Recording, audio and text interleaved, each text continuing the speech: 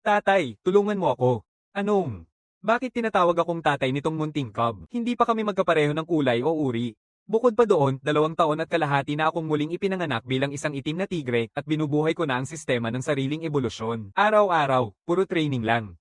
Wala akong oras na maglakad-lakad kasama ang puting tigre. Sana naman hindi ito talaga ang magiging takbo ng bagong buhay ni Raya.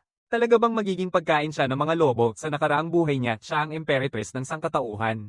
Sa panahon ng digmaan laban sa Ghost Clan, sinuwi siya ng mga nasa pinakamataas sa kanyang sariling tao. Gamit ang isang lihim na paraan na i-preserve niya ang kanyang kaluluwa at muling isinilang sa katawan ng maliit na puting tigre na ito. Pero dahil ang balahibo niya ay puti at walang kahit isang guhit, iniwan siya ng kanyang mga magulang nang siya ay ipinanganak. Bago pa siya makapagsimula, isang pangkat ng mga ligaw na lobo ang nakatutok na sa kanya. Nang makita ang mga lobo na papalapit, nagliyab si Raya sa pagtutol. Sa kabila ng pagkakahiwalay, ayaw niyang maghintay na lang sa kamatayan bilang isang dating emperetres. Inukit niya ang mga kuko sa lupa at tinignan ng buong grupo, desperadong naghahanap ng pagkakataon na makaligtas. Bigla, isang payat na lobo ang pumasok mula sa gilid at biglang umatake diretso kay Raya. Narinig ni Raya ang huni at umiikot siya. Isang lobo ang pumuno sa kanyang paningin, lumalaki sa bawat iksing ng segundo. Puno ng pagdadalamhati ang bamalat sa kanya. Totoo bang ito na ang katapusan? Ang dakilang emperetres na muling isinilang pero mamatay din sa panga ng isang lobo, marami pa siyang kailangang gawin. Muling makuha ang kanyang kapangyarihan, bumangon muli sa tuktok, durugin ang mga traidor sa ilalim ng kanyang mga paa, at putulin ang bawat kalaban gamit ang sariling kamay. Ngunit nang sumabit ang mga pangil ng lobo sa kanya, parang isang panaginip lang lahat yon. Malapit nang sumuko si Raya. Biglang, isang madilim na anino ang dumaan sa kanyang paningin. Napakabilis, hindi mapigilan. Sa isang iglap, malalaking panga ang yumuko sa leeg ng lobo. Kakek, ang lobo na umatake sa kanya ay bumagsak, ang leeg nito ay nabali. Ang aking dambuhalang, makapangyarihang anyo ay nakatayo sa harap ng mga ulupong na parang Diyos-demonyo.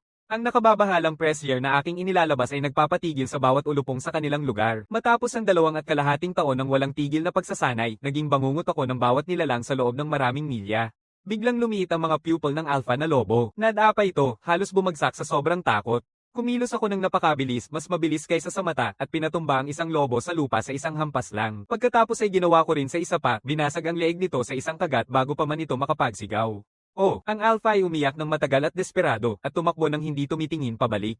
Ang natitirang bahagi ng pangkat ay mas takot pa, nagkakalat sa iba't ibang direksyon. Kawawa naman, hindi man lang sila ng ahas na lumaban. Bumuga ako ng isang piraso ng balahibo ng lobo, may bahid ng paghamak sa mukha ko. Ang mga lobo na ito ay naglalakad-lakad sa gubat na para bang kanila ito.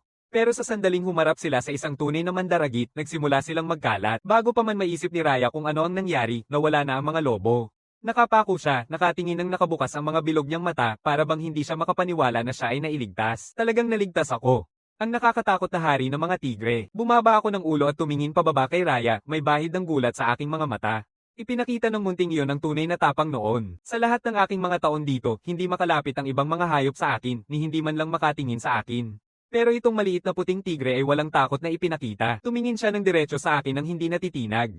Sa ilalim ng aking titig, hindi maiwasan ni Raya ang makaramdam ng kabog sa dibdib. Bahagyang nanginginig ang maliit niyang katawan pero pinilit niyang panatilihin ang kanyang katatagan. Hindi masama, maliit, magpatuloy ka lang sa buhay. Tiningnan ko si Raya, may tahimik na pag-aproba sa aking mga mata. Pagkatapos ay pinunit ko ang isang binti ng lobo at ibinaba ito sa harap niya. Hinahaluan pa rin ito ng dugo, may amoy ng hilaw na karne. Sandali, naputol si Raya mula sa pag-iisip, nakatitig sa binti ng lobo. Pagkatapos ay naglakad siya ng mahina papunta sa akin habang makakaya niya. Hindi matatag ang kanyang mga hakbang, ngunit walang pag-aatubili sa mga ito. Huminto ako at tiningnan si Raya, naguguluhan. May kailangan ka, maliit na isa, gusto kitang sundan, sabi ni Raya, puno ng pag-asa ang boses. Alam niya na wala siyang tunay na pagkakataon na makaligtas mag-isa sa kagubatan na ito. Hindi rin siya makalaban laban sa isang pangkat ng mga lobo. Kung hindi siya dinala ng swerte sa akin, matagal na sana siyang patay. Alam niyang hindi magtatagal ang swerte, kaya kailangan samantalahin niya ang pagkakataong ito. Pakiusap, kunin ng hari ng mga tigre siya at bigyan siya ng pagkakataong mabuhay. Medyo nagbuntong hininga ako. Sundan mo ako, nasaan ang mga magulang mo? Bumaba si Raya ng ulo, nagpipilit magmukhang pinakaawa-awa niya. Iba ang balahibo ko, kaya itinaboy ako ng mga magulang ko. Matagal na akong nagugutom ng 3 araw. Nagpanggap siya, ngunit sa loob niya ay nakaramdam siya ng hiya. Noong una siyang isang emperetres na may kapangyarihang magpasya sa buhay at kamatayan ng maraming tao, at ngayon ay naglalaro bilang isang malungkot na maliit na cub upang makahingi ng awa mula sa iba. Ang mga salitang iyon ay tumama sa akin sa pinakamasakit na bahagi. Bumalik sa akin ang mga alaala ng aking sariling pagkabata, iniwan ng aking mga magulang, naglalakad mag-isa sa buhay. Isang alon ng pakikiramay ang bumalat sa akin. Akala ko ay mahirap na ang pinagdaanan ko. Hindi ko inasahan na makakatagpo pa ako ng ibang kaluluwa na haharap sa parehong daan. Sige, makikisama ka na lang sa akin. Nakakabore dito kasi, hindi masama ang magkaroon ng kasama. Sa pagpayag ko, maingat na sumunod si Raya sa likod ko. Ang maliit niyang katawan sa tabi ng aking malaking katawan ay parang isang munting alahas na nakasabit sa isang higanti. Habang naglalakad sila, pinag-aaralan ni Raya ako ng bukas ang kuryosidad. May dalawang patay na lobo na nakasabit sa aking panga, ngunit ako'y kumikilos ng walang kahirap-hirap sa ibabaw ng mga burol, sa ibabaw ng mga ilog, na para bang walang halaga ang lupain. Karaniwan ay makakabalik na ako agad sa aking teritoryo, pero dahil may sugat ang maliit na puting tigre sa aking tabi, wala akong magagawa kundi magpabagal para sa kanya. Paano nakabuo ang nilalang na ito ng ganitong kapangyarihang katawan bago pa man magsimula ang paggising ng aura, bagamat hindi pa siya matagal na muling ipinanganak, sigurado si Raya na nasa parehong mundo pa rin siya ng kanyang nakaraang buhay. Sa mundong ito, may kambal na araw, dalawang araw na nagsasalubong, isa malapit at isa malayo. Mula sa lupa, ang malapit na araw ay parang nakabalot sa loob ng malayong araw. Madaling makalimutan kung hindi ka nakatingin. At saka, nandoon ang buwan. Sa gabi, nagliliwanag ito ng malalim na kulay violet, unti-unting lumiwanag sa makulay na kulay purple bago muling bumalik sa simula, paulit-ulit. Hindi lang niya alam kung gaano pa katagal hanggang sa paggising ng aura. Kung wala ang aura, wala sa mga kasanayan sa pag-akyat sa antas na natutunan niya noong nakaraang buhay ang magagamit. Hanggang sa oras na iyon, tila ang tanging pagpipilian niya ay manatili sa Black Tiger na ito. Nanguna na ako nang bigla kong mapagtanto na nahuli na ang maliit na puting tigre. Huminto ako at tumingin pabalik. Dumudugo-dugo ang paglakad ni Raya, napakabagal ng kanyang hakbang. Malubha ang sugat sa kanyang likurang binti. Patuloy pa rin ang paglabas ng dugo, pinapalapot nito ang puting balahibo sa paligid nito na naging madilim na pula. Matibay na maliit, tunay na tapang. Mas lalo kong iginagalang ang maliit na puting tigre. Nang marinig yun, hindi mapigilan ni Raya na bahagyang itaas ang kanyang baba. Isang maliit na sugat tulad nito. Nang siya ay Empress, isang buong braso ang nawala sa kanya at hindi siya umiyak sa sakit. Itinaas niya ng bahagya ang kanyang baba, ang malalaking mata ay puno ng tahimik na pagmamalaki. Maaaring maliit na tigreng kuting lang siya ngayon pero hindi kailanman nawala ang Imperatress sa kanyang loob. Tumingin ako kay Raya at ngumiti. Ang bagal mong kumilos, sumama ka na dito. Lumuhad ako. Pagkatapos ng sandaling pag-aatubili, umakyat si Raya sa likod ko at agad niyang naramdaman kung gaano ako kalakas at matipuno. Hindi niya maiwasang magtaka, ano ang ginagawa ng tiger na ito araw-araw para magkaroon ng ganitong kalakas na kalamnan. Bilang Imperatress, nakita na niya ang mga cultivator ng iba't ibang uri, pero isang tigre na ganito kalakas ang katawan bago pa man magising ang aura, iyon ay isang bagay na hindi pa niya naranasan. Tumayo ako. Agad na tumingala si Raya, nakapikit ang lahat ng apat na paa na mahigpit na nakakapit sa balahibo ko. Sandali. Sa pamamagitan yun, bigla akong bumilis, isang kidlat na itim na nagdudulot ng uno sa kagubatan. Wala nang paghihintay na siya ang makahabol. Sa pagkakataong ito, tumakbo ako ng buong buo at ang bilis na iyon ay sumire sa pagkaunawa ni Raya sa aking kakayahan. Muling nangyari. Sa loob ng 2 minuto at kalahati, nakarating tayo sa aking teritoryo. May isang malinaw na batis na dumadaloy dito, tahimik na bumubulong kung saan lagi akong pumupunta upang maghugas pagkatapos ng pagsasanay. Dati ay may mga oso, lobo, at baboy dulong dito, pero pagkatapos kong dumating, naging pagkain ko na sila o naghanap na ng ibang lugar. Unahin mong linisin ang sugat mo. Inilapag ko ang aking nahuli kay Raya, pagkatapos ay humarap at naglakad palayo. Ito ang aking teritoryo. Walang karaniwang hayop ang magtatangkang pumunta dito para saktan si Snowpa o nakawin ang kanyang pagkain. Tahimik na pinapanood ni Raya akong umalis, dahan-daang ngumiti. Hindi niya inaasahan na ganito kaalalahanin ng itim na tigre. Alam pa niyang sabihin sa kanya na linisin ang sugat niya. Mas matalino ang tiger na ito kaysa sa inakala niya. Maingat niyang inilubog ang sugatang paa sa ilog. Ang malamig na tubig ay nananakit sa sugat at napapailing siya. Pinilit niyang tiisin ito at maingat na hinugasan ng sugat. Habang ginagawa niya yon, paulit-ulit na pumapasok sa isip niya ang parehong tanong. Inaalagaan niya ang mga mahihina. Alam niya kung paano maglinis ng sugat. Ano nga ba itong itim na tigre? Sandali lang, bumalik ako sa teritoryo na may dalang ilang halaman sa bibig at papalapit sa kanya, nilulunok ang mga ito para gawing pasta habang papalapit. Ano iyon? Hindi maiwasang itanong ni Raya. Napalingon ako sa kanya. Mga halamang gamot, gagamutin nito ang sugat mo. Maaaring makaramdam ng konting sakit sa simula. Magtiis ka lang, hindi ito magtatagal. Bago pa makarecover si Raya sa kanyang pagkabigla, naipress ko na ang dinikdik ng mga halamang gamot diretso sa kanyang sugat. Napapatingin ng malaki si Raya. Talagang nilalapatan siya ng gamot ng itim na tigre. Nakanganga siya sa kanyang nasugatang binti. Paano kaya alam ng isang tigre ang tungkol sa halamang gamot? Ang hindi alam ni Raya ay hindi ako ordinaryong itim na tigre.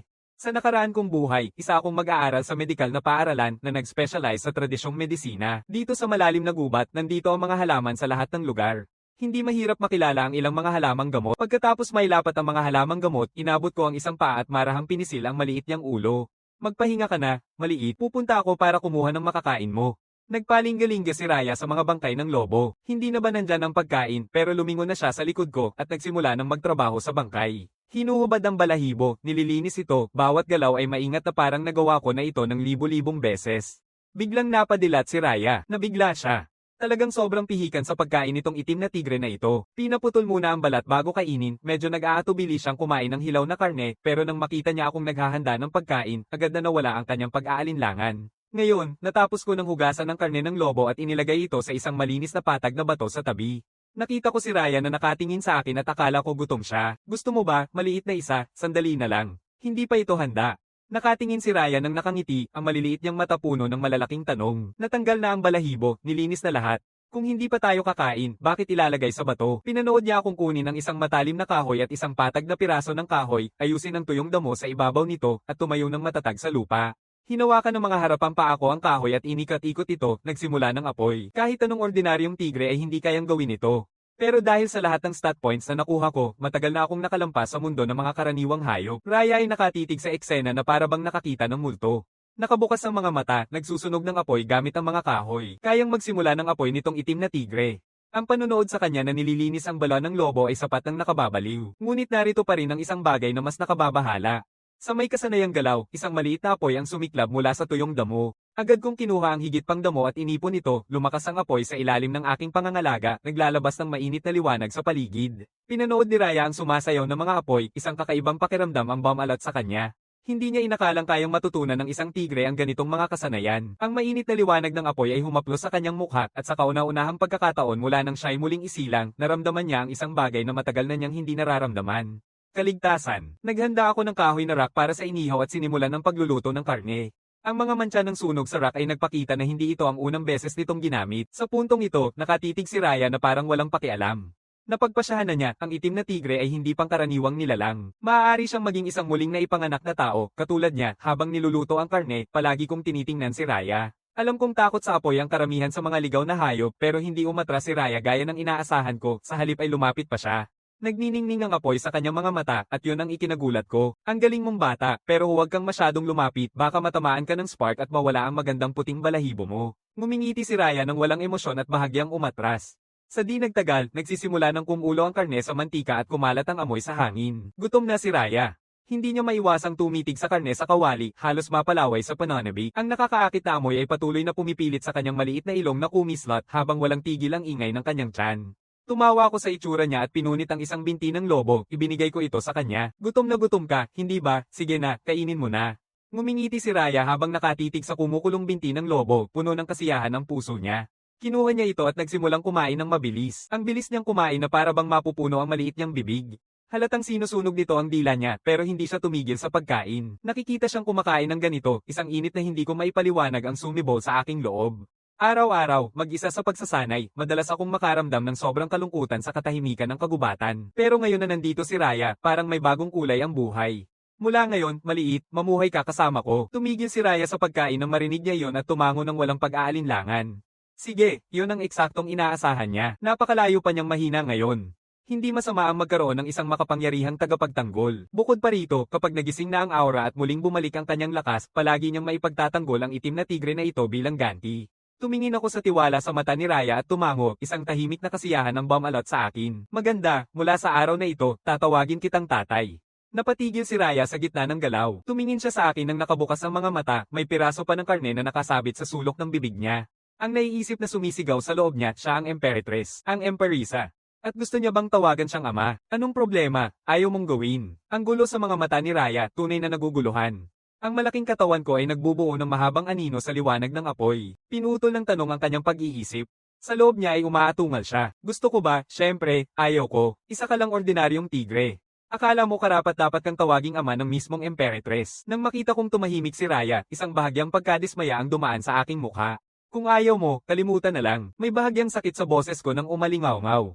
Bumaling ako pabalik sa apoy. Sa totoo lang, akala ko tatanggapin ng maliit na iyon ang alok ng walang masyadong reklamo. Sa huli, ang paghahanap sa isa't isa sa gubat na ito, iyon ay tadhana. Kung ayaw niya, hindi ko pipilitin. Nakatingin si Raya sa likod ko at biglang bumalat sa kanya ang hindi maipaliwanag na kaba. Talaga bang galit siya? Paano kung talagang ang galit siya at itutulak niya ako palayo? Sa lakas na meron siya ngayon, hindi siya makakaligtas sa kagubatan ng walang proteksyon ng itim na tigre na ito. Ang kanyang munting mga paa ay bahagyang kumagat sa lupa, isang halo ng kabagalan at hiyaang bumalat sa kanyang loob. Natawagin siyang ama ng Empress, sobra na ito, bilang dating Empress, mas alam ni Raya kaysa kanino pa kung paano gumagana ang mundong ito. Magpalakas ka, o humanap ng makapangyarihang tagapagtanggol. Kung wala ang isa o ang isa pa, wala kang karapatang mabuhay. Sa ngayon, alam na niya ang maraming paraan ng paglinang at may mga paraan siyang mabilis na makakaahon, pero ang problema ay hindi pa dumating ang paggising ng aura. Lahat ng kanyang kaalaman at wala ni isa ang magagamit. Bukod pa doon, ang kanyang katawan ay napakababa ng lakas. Sa pag-iisip niyon, muling tumingin si Raya sa akin. Ano man pa ang totoo, iniligtas niya siya. Inalagaan niya siya. Ang utang ng pagpapalaki sa isang tao, mas mabigat kaysa langit. Sa wakas, pinagpagal ni Raya ang kanyang mga ngipin at ginawa ang pinakamahirap na desisyon sa kanyang buhay. Dad, huminto ako ng biglaan pagkatapos ay pumikit at tiningnan si Raya, ang aking mga mata ay puno ng init at kasiyahan. Perpekto. Mula sa sandaling ito, ikaw ang pinakamahalagang batang babae ni Daddy. Halika dito, hayaan mong yakapin kita. Nang walang pag-aalinlangan sa karne na nakahain pa sa grill, humarap ako at niyakap si Raya. Maingat na nilapitan ng malalapad kong mga paa ang munting ulo niya. Pinabayaan ni Raya ang kanyang ulo habang niyayakap ko ito habang isang dambuhalang alon ng matinding inis ang bumalot sa kanya. Ang kahihiyan ng lahat, ang kahihiyan, ang Imperatress na tinatawag na ordinaryong tiger na tatay, hindi kailanman maaaring makarating sa tainga ng ikatlong nilalang. Saglit na bumaba ang ulo ko at hinarap si Raya. Tama, wala ka pang pangalan, di ba? Bumaba ang pakiramdam ni Raya. Nagsimula na siyang magsalita pero napigilan ng sarili. Kung ibibigay niya ang tunay niyang pangalan, isang pangalan na halatang tao, tiyak na magdududa ang itim na tiger. Matagal na akong nag-iisip, sobra akong nakatutok kaya hindi napansin ang anumang kakaiba sa ekspresyon ni Raya. Tatawagin na kitang Snowpaw mula ngayon. Snowpaw, siya ang Imperatress. Imperatress, at ito pa ang pangalan na naisip niya, at siya ay isang tigre. Ang unang makapangyarihang tigre. Naintindihan niya ba talaga yon? Oo, Snowpaw na nga. Maganda ang tunog nito, hindi ba? Wala akong napansin na mali kay Raya at tinitingnan ko siya ng may sabik na pag-asa. Nagsusumigaw si Raya sa loob. Maganda nga ang tunog, hindi ba? Saan? Ayon sa kanyang loika. Alam ko dahil puti siya, hindi ba tawagin na lang siyang Blackie dahil sa madilim niyang balahibo, pero nang tumingin siya sa akin, naging napakaayos ang kanyang munting bibig. Umiiling siya ng paulit-ulit, ang maliit niyang puting baba ay kumikilos. Ang ganda-ganda nito, talagang nagustuhan ko ito. Sige na, ayos na, ang palayaw mo ay Snowpaw. Tiningnan ko si Raya ng may kasiyahan, isang malalim na pakiramdam ng tagumpay ang bumalot sa akin. Bilang isang tatay na tigre sa unang pagkakataon, isang tunay na bigat ng responsibilidad ang biglang bumagsak sa aking balikat. Muling pinisil ko ng marahan ang maliit niyang ulo. Maging mabuti ka, Snowpaw. Kumain ka ng dahan-dahan. Huwag kang maputol ang hininga. Patuloy kong i-roast yung lobo. Halos mawala ng dignidad si Raya nang marinig niya ang salitang daddy. Pinilit niya itong tiisin. Pagkatapos ng paggising ng aura, iiwan niya ang itim na tigre na ito. Hindi maaaring palaganapan kailanman ang nakapanghihiyang pangyayaring ito. Kinabukasan, nagising si Raya. Binuksan niya ang mga mata at nakita na nakatayo na ako, nakatingin sa kanya. Sige na Snowpaw, panahon na para mag-ensayo kasama si Daddy. Nakatingin si Raya, lubos na naguguluhan. Mag-training, talaga bang ganito niya nakuha ang katawan niya? Pagkatapos ay bumaba ako at nagsimulang mag-push up mag-isa. Matibay at patag ang katawan ko laban sa lupa, nakalapat ang parehong harapang paa na may malalaking kuko na nakabaon ng malalim sa lupa. Tuyong tuwid ang likod ko, bawat bahagi nito ay naglalabas ng lakas ng core. Dahan-dahan kong ibinaba ang aking harap na mga paa, binababa ang aking katawan. Bawat kalamnan ay nakatayo ng matatag, bawat hibla ay nakikibahagi, ang bawat pindot at pagtulak ay puno ng matinding lakas. Lubos na nabigla si Raya. Anong klaseng paraan ng pagsasanay ito sa nakaraang buhay niya? Nakita na niya ang iba't ibang magagaling na paraan ng pagpapalakas ng katawan. Hindi kailanman nakitang ganito ang mga ito. Bakit nakatayo ka lang dyan, Snowpaw? Halika na mag-ensayo kasama si tatay. Nakita ko si Raya na nakatayo roon na parang nawala sa sarili at napailing, hinihikayat siya. Wala nang tunay na pagpipilian si Raya. Sumunod siya tulad ng isang mabuting maliit na cub. Sinubukan niyang gayahin ang posisyon ko, nakahiga ng patagilid na may mga paa sa lupa, pero masyadong maliit at mahina ang katawan niya para makagawa ng kahit anong malapit sa tamang push-up. Palaging dumudulas ang maliliit niyang mga paa sa lupa, hindi niya mahanap ang tamang hawakan kahit gaano pa siya kahirap magporsige. Ngayon, habang nanonood kay Raya na nagsusumikap, ngumiti ako. Relax lang Snowpaw, huwag magmadali. Oo, tatay, sagot ni Raya sa labas, habang sa loob ay nagrereklamo siya buong panahon. Anong klaseng katawa-tawa na paraan ng pagsasanay ito? Pero hindi siya naglakas loob na sumuway kaya ipinagpatuloy niya lang ang pag-aaral. Makalipas ang ilang sandali, tuluyang napagod si Raya. Bumagsak siya ng diretso sa lupa, hingal na hingal, nakalawit ang munting dila, paulit-ulit na nililinis ang labi niya. Mukha siyang lubhang pagod na pagod. Tiningnan ko kung gaano siya ka-cute at niyayakap ko ang kanyang munting ulo. Magpahinga ka na kung pagod ka na, Snowpaw. Nakahiga si Raya ng flat sa lupa, ayaw nang kumilos man lang.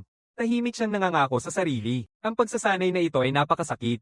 Hindi na ulit gagawin ito ng Imperatress. Ngunit nang tumingin siya sa akin, nakita niyang unti-unting tumaas ang bilis ng pag-angat ko ng katawan.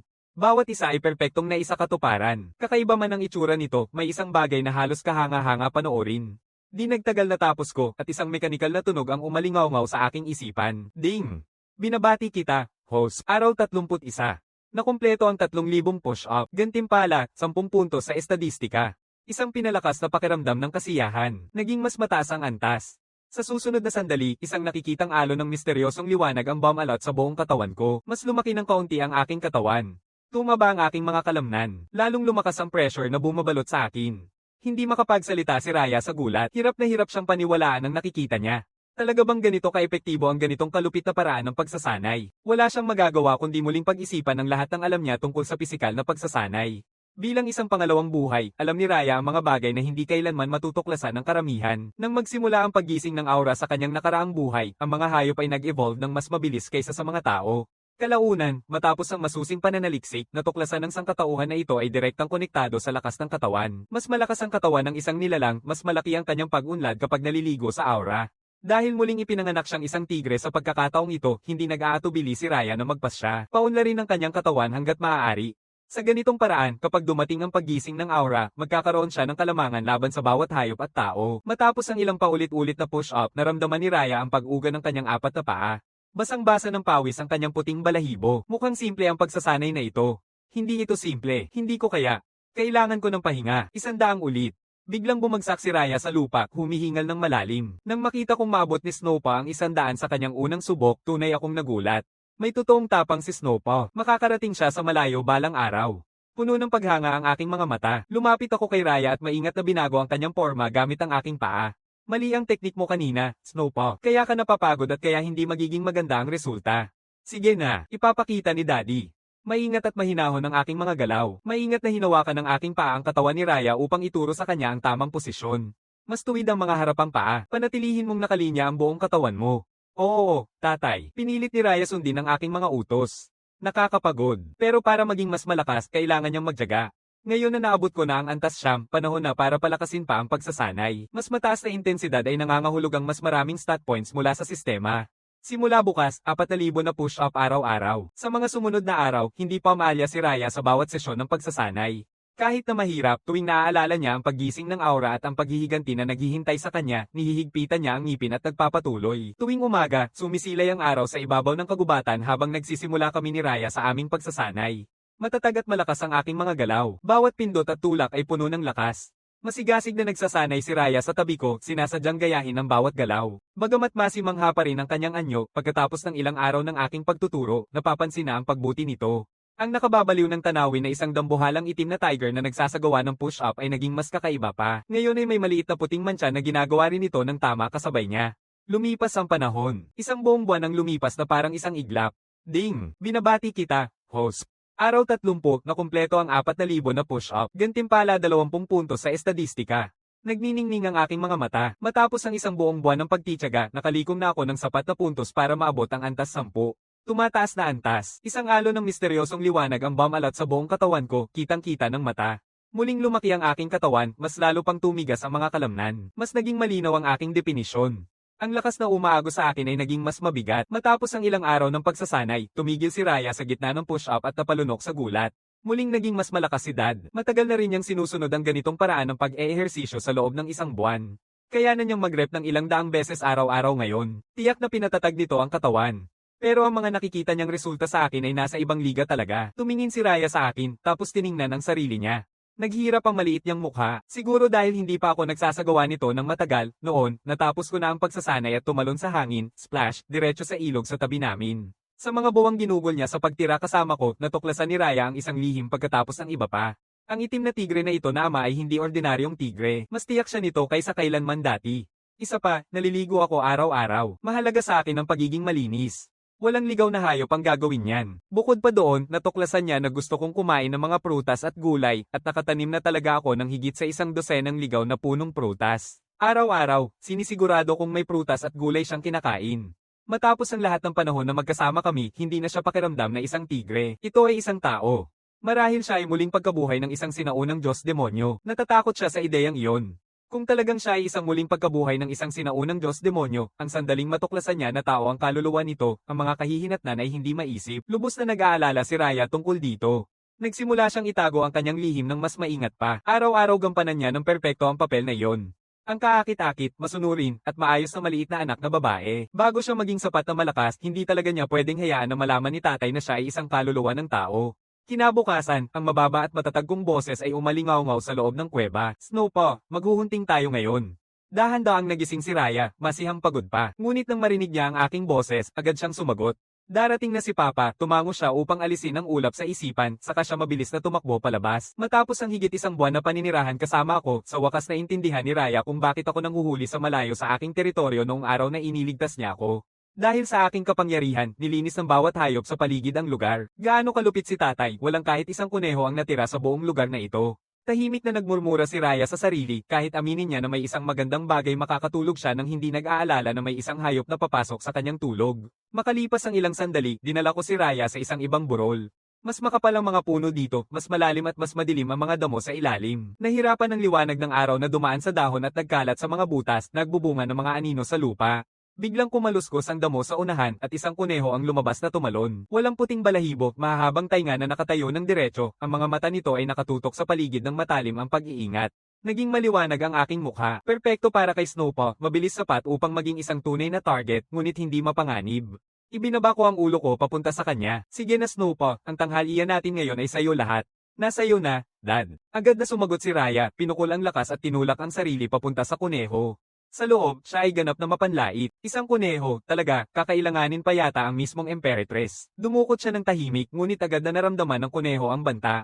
Humarap ito at tumakbo ng mabilis. Raya sumugod pa sulong, ang kanyang katawan gumagawa ng malinis na kurba sa hangin, isang kidlat na puti.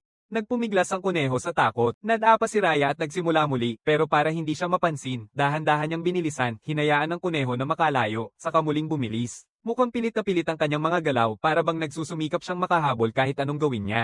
Tumigil ka nga dyan, maliit. Matapos ang matagal na habulan, sa wakas nahuli ni Raya ang kuneho. Nagsusumamo ito sa kanyang panga, ngunit hindi makalalayo. Raya nagpakitang gilas na pagod, humihingal ng malakas at dinala ang sarili niya sa tabi ko. Medyo kahanga-hanga, di ba, Papa? Tiningnan ko si Raya ng may mapagmahal at mapagpatawad na tingin.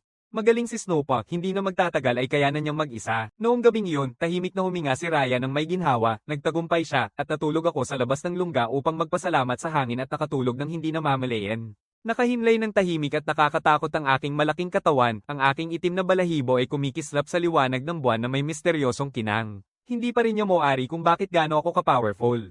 Nakatingin sa malaking katawan ko, isang mainit na damdamin ang bumalot sa kanyang puso. Alam niyang maliit at marupok siya sa tabi ko, at alam niyang sa panahong ito, tunay kong pinalaki siya bilang isang tunay na anak habang niloloko niya siya buong panahon. Kailan kaya darating ang pagkagising ng Aura? Kung wala si Aura, hindi siya makakapagsanay ng kahit isang teknik mula sa kanyang nakaraang buhay.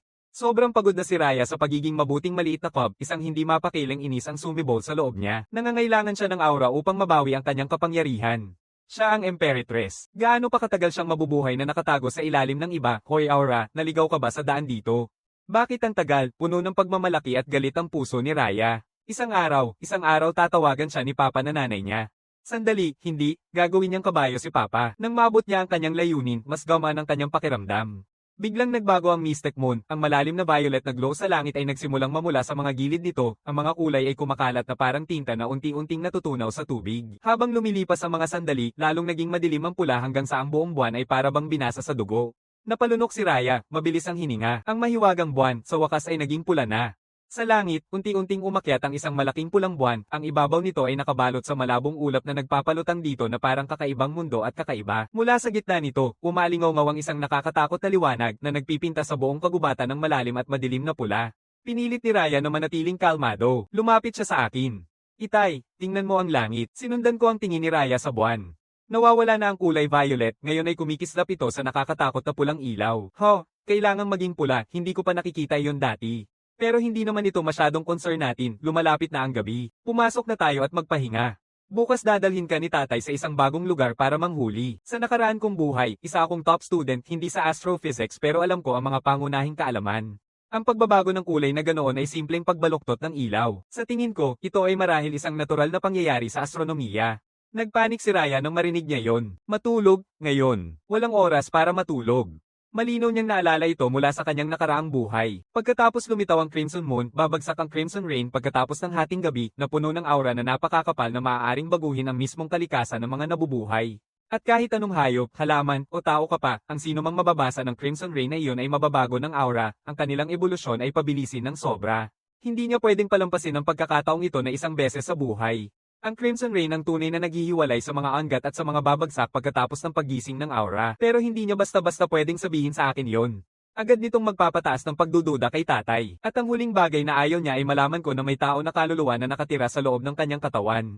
Biglang lumiwanag ang mga mata ni Raya. May plano siya. Inilabas niya ang isa sa kanyang pinaka-natural na talento, ang magpaka-cute. Dali-dali siyang bumaba at niyayakap ang ulo niya sa malaking pako. Dad, gusto kong panoorin ulit ang buwan. Pwede ba tayong matulog sa labas ngayong gabi? Pakiusap, Dad. Tumingin si Raya sa akin, ang malalaking madilim na mata niya na dahan-daang kumikindat. Ito ang klase ng kaakit-akit na sadyang imposibleng tumanggi. Matapos ang lahat ng nalaman niya tungkol sa akin itong mga nakaraang linggo, alam niyang tinitingnan ko siya bilang sariling anak ko. Talagang epektibo ang pagiging cute. Matutulog sa labas, nag-alinlangan ako, tinitingnan mula sa lungga papunta sa bukas na damuhan. Medyo malamig talaga dyan, pero sa totoo lang, ang pagtulog sa labas kasama ang snow pa ay parang ang ganda rin. Bilang isang first time na tatay na tigre, wala talagang makakapigil sa isang anak na ang cute-cute kapag sobrang bait niya. Walang paraan para tumanggi. Inabot ko ang isang paa at marahang pinisil ang ulo ni Raya. Sige, matutulog tayo sa labas ngayong gabi. Nagalit sa tuwa si Raya at nagsimulang umiikot-ikot sa harap ko ng masaya. Sa loob niya ay sumisigaw. Wala na akong dangal. Raya, ikaw ang walang hiya na nilalang. Sa loob ng ilang sandali, nakalikom ako ng isang bante ng tuyong damo at gumawa ng isang malambing na pugad para matulugan ni Raya. Umupo ako sa tabi niya at tining-ala ang langit. 2 taon at kalahati ang nakalipas, isa lamang akong tigre na nag-iisa sa lugar na ito. Pero sa nakaraang buwan, dahil kay Raya, nagbago ang lahat. Ngayon, parang may mas malalim ng kahulugan ang buhay. Nakahiga si Raya sa tuyong damo, nakatitig sa pulang buwan sa itaas, ang puso ay kumakaba sa kasiyahan. Sa wakas, nakapag-antay na siya ng matagal. Sa pagsisimula ng paggising ng aura, maaari na niyang muling magtanim. Para sa mga traidor na nagsalita sa kanya, babayaran niya bawat utang, isa-isa. Habang iniisip yon, ang tingin ni Raya ay napadpad sa akin na natutulog sa tabi niya. Sa pagkakataong ito na ang paraan ko ng pasasalamat kay tatay sa pagliligtas sa akin. Maaaring hinayaan niya akong makatulog sa loob at makalabas ng mag-isa, hayaang hindi ko maranasan ang pulang ulan ng buo. Mas mabilis siyang aabante. Pero nang naalala niya ang lahat ng ginawa ko para sa kanya, ang pag-aalaga, ang proteksyon, ang pagsagip sa kanyang buhay, may isang bagay sa loob niya na hindi pumayag. Hindi pinayagan ng kanyang konsensya na ituloy niya ito. Nagpatuloy ang paglipas ng panahon. Dumating ang hating gabi ng tahimik at matagal na akong nakatulog ng malalim, humihinga ng mabagal at pantay, ang aking katawan ay umaakyat at bumababa kasabay ng bawat hinga. Hindi nakatulog si Raya kahit isang sandali. Nakatingin siya ng diretso sa langit, malawak ang mga mata na puno ng pag-asa, para bang naghihintay sa himala na malapit ng bumaba. Biglang, isang malakas na kulog ang umalingaw-ngaw sa katahimikan ng gabi. Sa susunod na sandali, bumagsak ang isang buhawi ng ulan mula sa langit, ang mga patak ay bumabagsak sa lupa na parang isang hanay ng mga sirang kwintas. Agad itong napansin ng aking mga pandama. Biglang gising ko, lahat ng aking instinct ay nag-alerto. Bakit umuulan? Nilinggan ko na, nakahanda ng tawagin si Snowpaw pabalik sa loob nang mapansin kong pula ang ulan. Bawat pulang-pulang patak ay kumikislap sa liwanag ng buwan habang bumababa, nagliliwanag ng nakakatakot, parang dugo na bumababa mula sa isang lugar na lampas sa mundong ito. Pulang ulan. Anong nangyayari? Napatitig ako ng malaki, puno ng gulat mula sa loob hanggang labas. Hindi pa ako nakakita ng ganito kailanman. Ang kakaibang pakiramdam nito ay tinamaan ako parang isang suntok. Habang nasa shock pa rin ako, isang alon ng mainit na init ang bumalat sa akin mula sa ulan, parang agos ng init na dumadaloy sa aking mga ugat, dahilan upang hindi ko mapigilan ang panginginig ng buong katawan ko. Sa totoo lang, pinapalakas ng ulan na ito ang katawan ko. Anong nangyayari sa mundo? Habang naguguluhan ako, muling tumunog ang chime ng sistema sa isipan ko. Ding, nilamon na aura ng mundo, nakakuha ng 1 punto sa estadistika, aura. Lalong lumalim ang pagdududa sa aking mga mata. Dahan-dahan kong itinaas ang ulo, may bahid ng pagkalito sa aking tingin. Ang pulang ulan mismo ay lampas na sa aking maipaliwanag, ngunit ang aura sa loob nito ay kakaiba talaga. Muling tumunog ang kampana. Ding, nilamon ng aura ng mundo, nakakuha ng 1 punto sa estadistika. Isang sandali pa ay naintindihan ito, tiyak na kasiyahan ang bumalat sa akin. Ang malaking katawan ko ay tamba-tamba ng ilang ulit sa sobrang tuwa. Ang pulang ulan na ito ay kamangha-mangha. Kung magpapakatagal lang ako dito, maaaring tumaas ng husto ang aking lakas. Ito ay isang pagkakataon na hindi na mauulit. Snowpaw, pumasok ka sa ulan. Makakatulong ito ng malaki sa'yo. Ang aking anak, ang aking niligtas, ang ibig sabihin ng lahat sa akin. Siyempre, gusto kong ibahagi niya ang anuman ng Regalong ito. Sinasabi ng pakiramdam ko na hindi lang dito bumabagsak ang ulan na ito, kailangan itong maging isang pandaigdigang pangyayari. Pumigla si Raya sa matawa, sabihin mo sa akin ang isang bagay na hindi ko alam. Matagal nang naghihintay ang Imperatress sa ulan na ito hanggang sa halos mabulok na ang mga bulaklak pero sa labas ay masaya siyang ngumiti. Siyempre, tatay. Sa totoo lang, noong bumagsak ang pulang ulan, matagal na niyang pinapaikot ang kanyang mga teknik sa paglinang, sinisipsip ang aura gamit ang lahat ng kaya niya. Ngunit ang pangunahing kalagayan ng katawan na ito ay masyadong mababa pa rin. Isang buwan ng pagsasanay kasama ako at nananatili pa rin itong mahina ng masakit. Natakot siya na mapansin ko kaya't naglakas loob lang siyang i-activate ang kanyang mga teknik kapag nakatuon ang aking pansin sa iba. Paulit-ulit niya itong sinasabi sa sarili. Hindi pa pwedeng malaman ni tatay ang aking lihim. Hindi pa ako magiging sapat na malakas. Minsan nakita ko si Ryan na nakatayo sa ulan tulad ko at hindi na ako nag-isip pa tungkol dito. Patuloy na umalingaw ang mga tunog ng sistema na dati ay nangangailangan ng araw-araw na mahirap na pagsasanay para makakuha ng 10 puntos sa estadistika. Ngayon ay pinupulot ko na sila para mga pinaluwang na barya sa lupa habang bumabagsak ang pulang ulan, nagbago ang mundo sa paligid natin bago pa man tayo makapagsimula. Ang mga halaman sa gubat ay mabilis na lumalaki. Ang dating maikling damo ay umaakyat pataas na parang may inilalagay ng direkta sa kanilang mga ugat. Mula sa paligid, ang mga sigaw ng mga hayop na primal at hilaw, parang mga tambol ng digmaan na umaalingaw mula sa isang sinaunang panahon na niyayanig ang mismong lupa. Ang mga sigaw ay kumalampag at kumislat sa lugar, sumabog ang lakas sa kanilang loob. Nagpapalit-palit ang kanilang mga silweta sa ilalim ng pulang ulan. Buong-buo na ang ipinapakitang kasakiman at ligayang ligaw na nakasulat sa kanilang dugo. Lumipas ang 2 oras. Inilabas ko ang aking panel ng estado. Pangalan. Cain. Edad. 2 taon at kalahati. Uri. Isang mer tiger. Antas. 10. Mga puntos sa estadistika. 2,500. 2 oras at kalahati na at nakalikom na ako ng 2,500 stat points.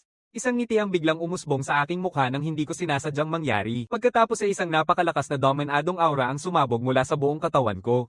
Ito ay lumalabas na parang isang marahas na bagyo na may ako sa gitna nito. Hinahampas nito ang lahat sa bawat direksyon. Ang pulang ulan mismo ay nagkalat at nagbuhos sa paligid ko, tinulak pabalik ng sobrang lakas. Ang aking katawan na dati ng malakas ay nagsimulang mabilis na lumaki. Ang aking mga kalamnan ay sumabog at kumontra na parang bakal na hinuhulma sa isang pugon. Umatas.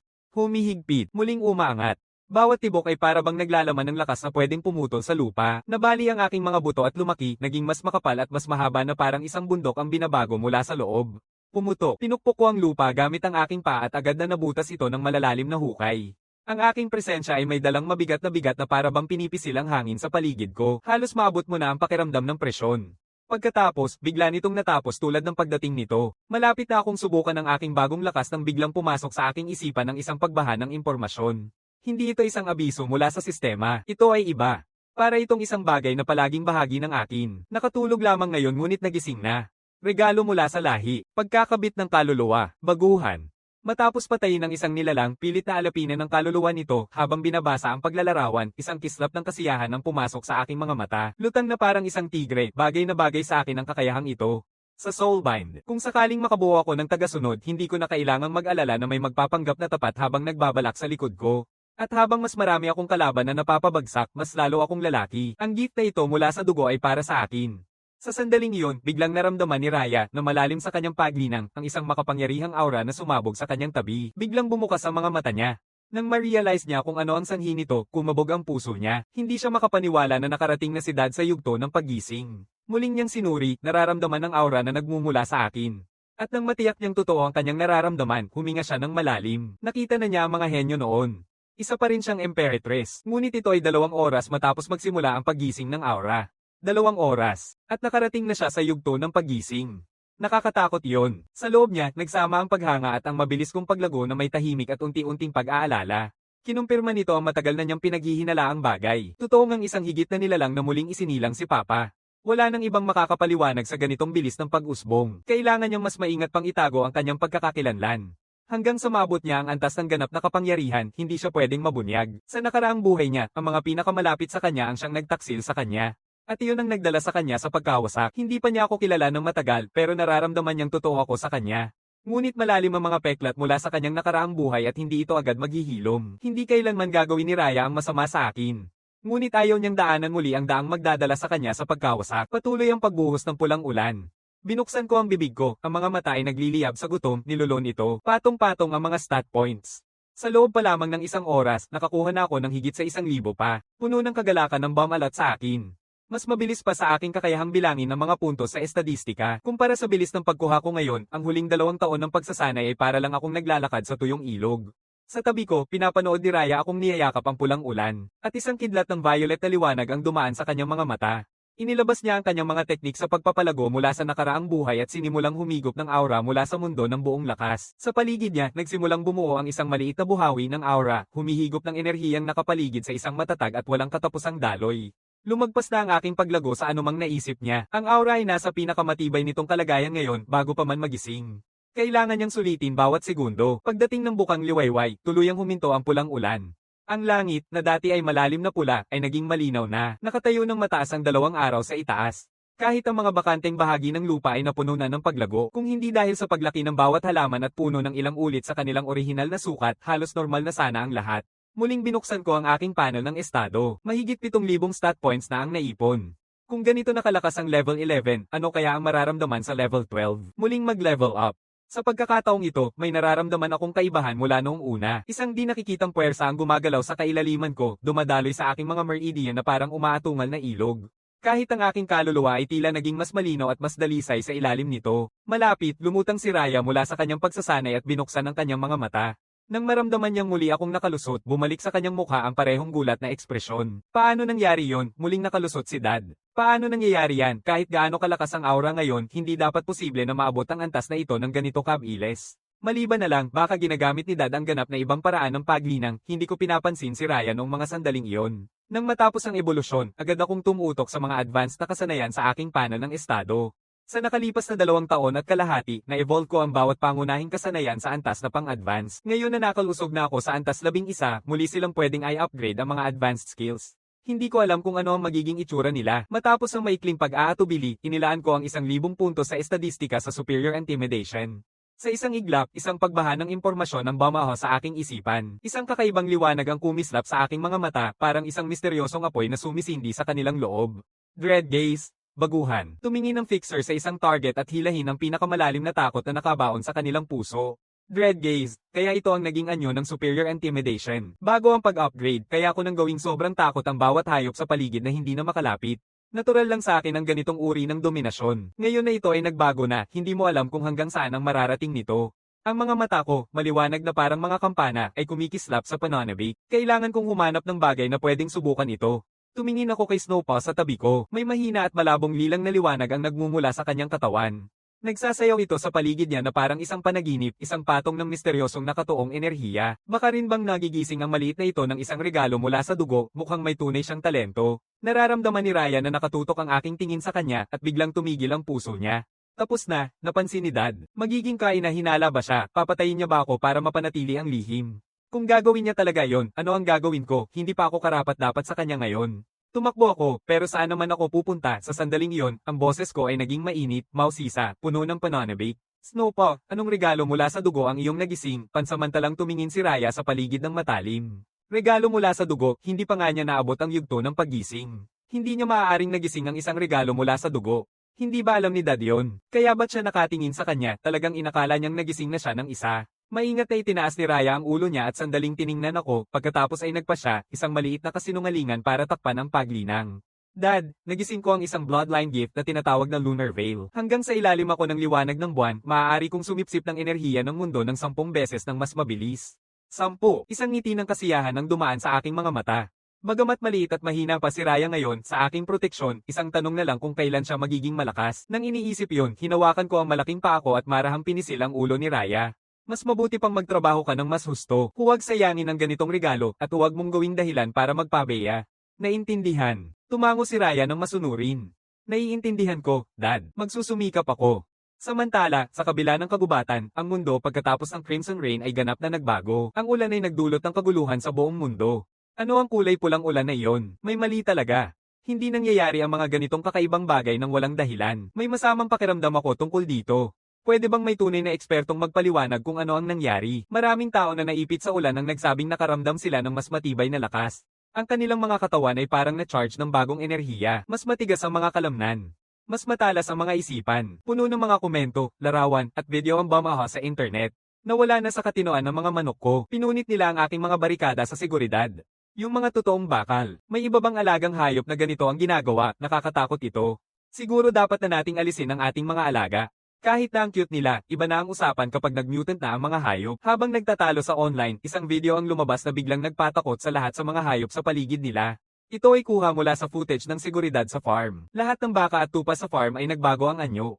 Ang dati nilang maamo ng mga hayop ngayon ay may pulang mata at mas matalim, mas nakamamatay na mga sungay. Talagang umuungol sila. At sa kanila binasag ang bakod. Ang mga reinforced na harang na dapat ay nakapigil sa kanila ay biglang bumagsak sa lakas ng tama.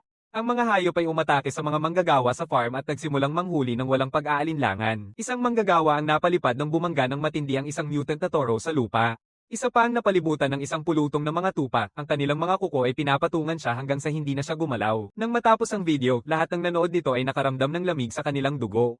Sa buong mundo, nagsimula ang mga nakakatakot na insidente na sunod-sunod. Nagsimula ang takot. Ang mundo ay unti-unting nalulunod sa kaguluhan. Wala akong alam sa nangyayari sa labas. Masaya pa rin akong nakatitig sa aking panel ng status, tinitingnan ng libo-libong natitirang puntos, binibilang ang mga numero sa isip ko, hindi makakatulong ang pag-upo sa kanila. Mas mainam na ilaan ito sa ibang skill upgrade. Matapos ko itong pag-isipan, nakatuon ang aking mga mata sa Superior Fang Strike.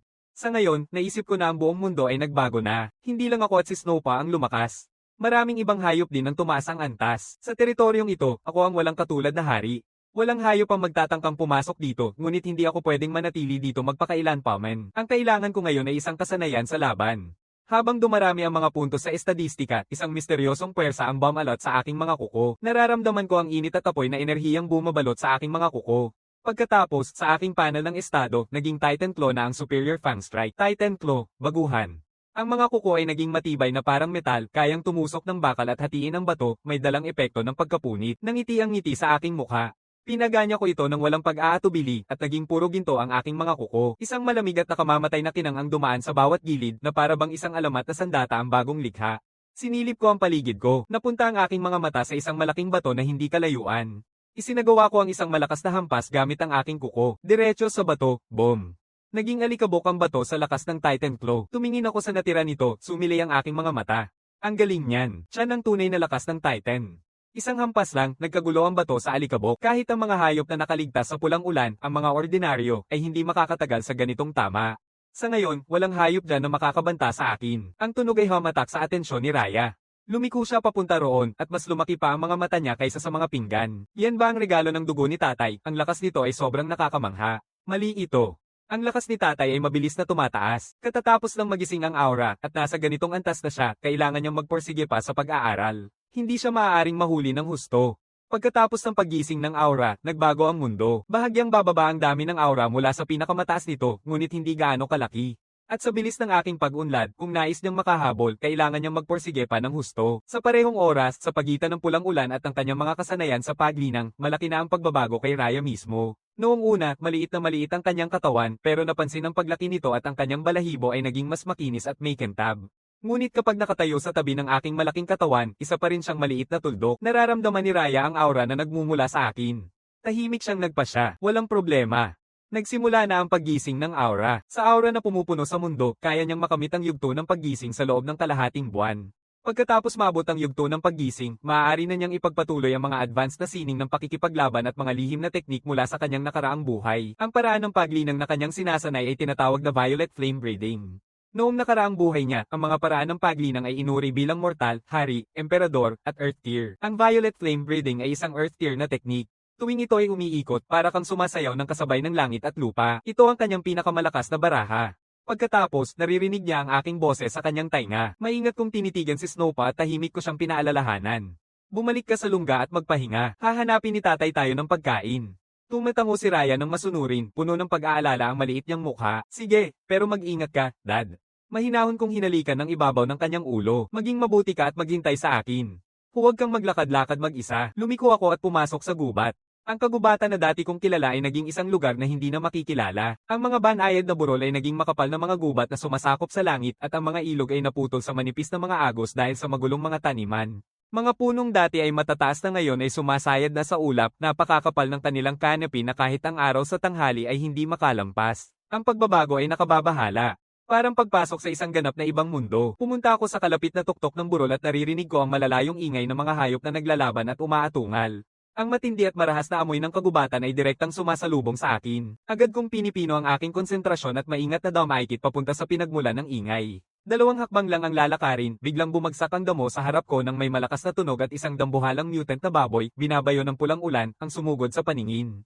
Ito ay kasing laki ng isang maliit na sasakyan, ang mga paa ay makapal na parang mga haligi ng bato. Ang madilim na pulang balat nito ay puno ng matitibay na balahibo na parang mga karayom at ang mga scarlet nitong mata ay nagliliyab sa mabagsik na galit. Sinusukat ko ang mutant na baboy, kasalukuyang nagbibilang, sapat na ito kalaki, perpekto para dalhin pabalik at palakihin ang pagkain ni Snowpaw. Pagkatapos, pinakawalan ng baboy ang kanyang likurang mga binti, nagpasabog ng ulap ng alikabok at umatake sa akin na parang takas na hayop. Halos mapatawa ko. Noong araw, takot na takbo ang mga hayop dito pag nakita nila ako, pero ngayon, nag-volunteer pa itong ito. Sige, ikaw ang kakainin ko ngayon. Inilalagay ng baboy ang ulo nito, ang mga pangil ay diretso sa aking tiyan, nakatuon sa isang pamatay na suntok. Hindi ako kumikibo, naglalaho ang aking katawan na parang itim na anino. Nagniningning ang titan claw ng ginto at sa isang malinis na hiwa, nahati ng madali ang baboy ramo. Ang napakalaking katawan nito ay bumangga sa isang puno, walang tigil na sigaw, at ilang sandali lang, bumagsak ito sa lupa na parang kulog ang tunog. Ramdam ng mga kalapit na hayop ang bigat ng aking aura ng pagpatay at nagkahiwa-hiwalay sa bawat direksyon. Biglang naging tahimik ang kagubatan. Dinadala ko ang baboy sa pugad at tumatawag kay Snowpaw para kumain. Nabubuksan ang mga mata ni Snowpaw sa nakita niyang dambuhalang baboy. Hindi tumitigil ang pagwagayway ng kanyang maliit na buntot habang siya ay tumatalon papunta rito. Nagsisimula ako ng apoy gamit ang pagkikiskisan at pinapainit ko ang karne. Nakaluhod si Snowpaw sa tabi ko na parang isang maayos na batang cub. Ang mayamang amoy ng nilulutong karne ay agad na sumisingaw sa hangin. Hinahati ko ang isang piraso na halos kasing laki ni Snowpaw at iniabot ito sa kanya. Hinahati-hati si Snowpaw sa pagkain niya ng malalaking kagat, bulong-bulong na ang sarap. Tinitingnan ko siya ng may pagmamahal at ngumingiti ng mainit. Humanda ka ng bahagya. Kung magugustuhan mo ito, kukunin ni Dad ang isa pa sa susunod. Sa tingin ko, doble na ang panganib dito dahil sa paggising ng aura. Hindi na sapat ang mag-ensayo ayon sa bilis ng tao. Kailangan kong lumakas ng mabilis kung gusto kong maprotektahan si Snowpaw. Hinahanap ko ang isang malaking bato na may timbang na 1,000 gin, mahigpit na niyayakap ito gamit ang parehong mga kuko, ang mga kalamnan ay namumuo, at itinutulak ito pataas sa ulo. Raya mukhang ganap na naguguluhan at dahan-daang lumalapit. Dad, ano ang ginagawa mo? Nagbibigay ako ng maikling sagot habang nakaluhod, nakataas pa rin ang bato sa ibabaw ng ulo ko. Nang makita ang paraan ng pagsasanay, biglang naalala ni Raya ang isang alaala, ang mga sinaunang lihim na teksto na naglalarawan kung paano pinatatag ng mga Diyos-demonyo ang kanilang mga katawan. Napapikit ang kanyang puso sa gulat, tahimik siyang nag-aakalang ako ay maaaring isang muling ipinanganak na sinaunang Diyos-demonyo at nananatiling alerto, maingat na itinatago ang kanyang lihim na may dalang kaluluwa ng tao. Nagsanay ako ng tahimik at nakatuon. Nagsasagawa ng pagtitipid ng lakas para sa tunay na banta, huminto ako pagkatapos ng 3,000 ulit ng pag-angat. Ang malaking bato ay bumagsak sa lupa na may pagyanig. Lumilingon ako kay Snowpaw, puno ng pag-aalaga ang boses. Pupunta si Dad sa ilog para maghugas. Huwag kang maglakwatsa. Kung may nararamdaman kang delikado, tawagan mo agad ako. Sasagutin ni Raya ng matamis, naiintindihan ko, Dad. Sa sandaling mawala ako sa paningin, bababa si Raya sa isang nakabukang posisyon at itutulak ang violet na apoy sa kanyang limitasyon. Nagliligid ang aura sa paligid niya, naglalabas ang maliwanag na violet na liwanag. Nakatuon siya sa mabilis na pag-abot sa yugto ng paggising. Masyadong nakatuon sa sarili upang mapansin ang mutanteng ginto na agila na umiikot ng mataas sa itaas, nakatutok ang mga mata sa kanya. Nang makita ang violet na liwanag sa paligid ni Raya, nagliyab ang kasakiman sa mata nito. Pumuslit ito na parang kidlat na ginto, ang mga talon ay diretso sa kanya. Biglang bumukas ang mga mata ni Raya.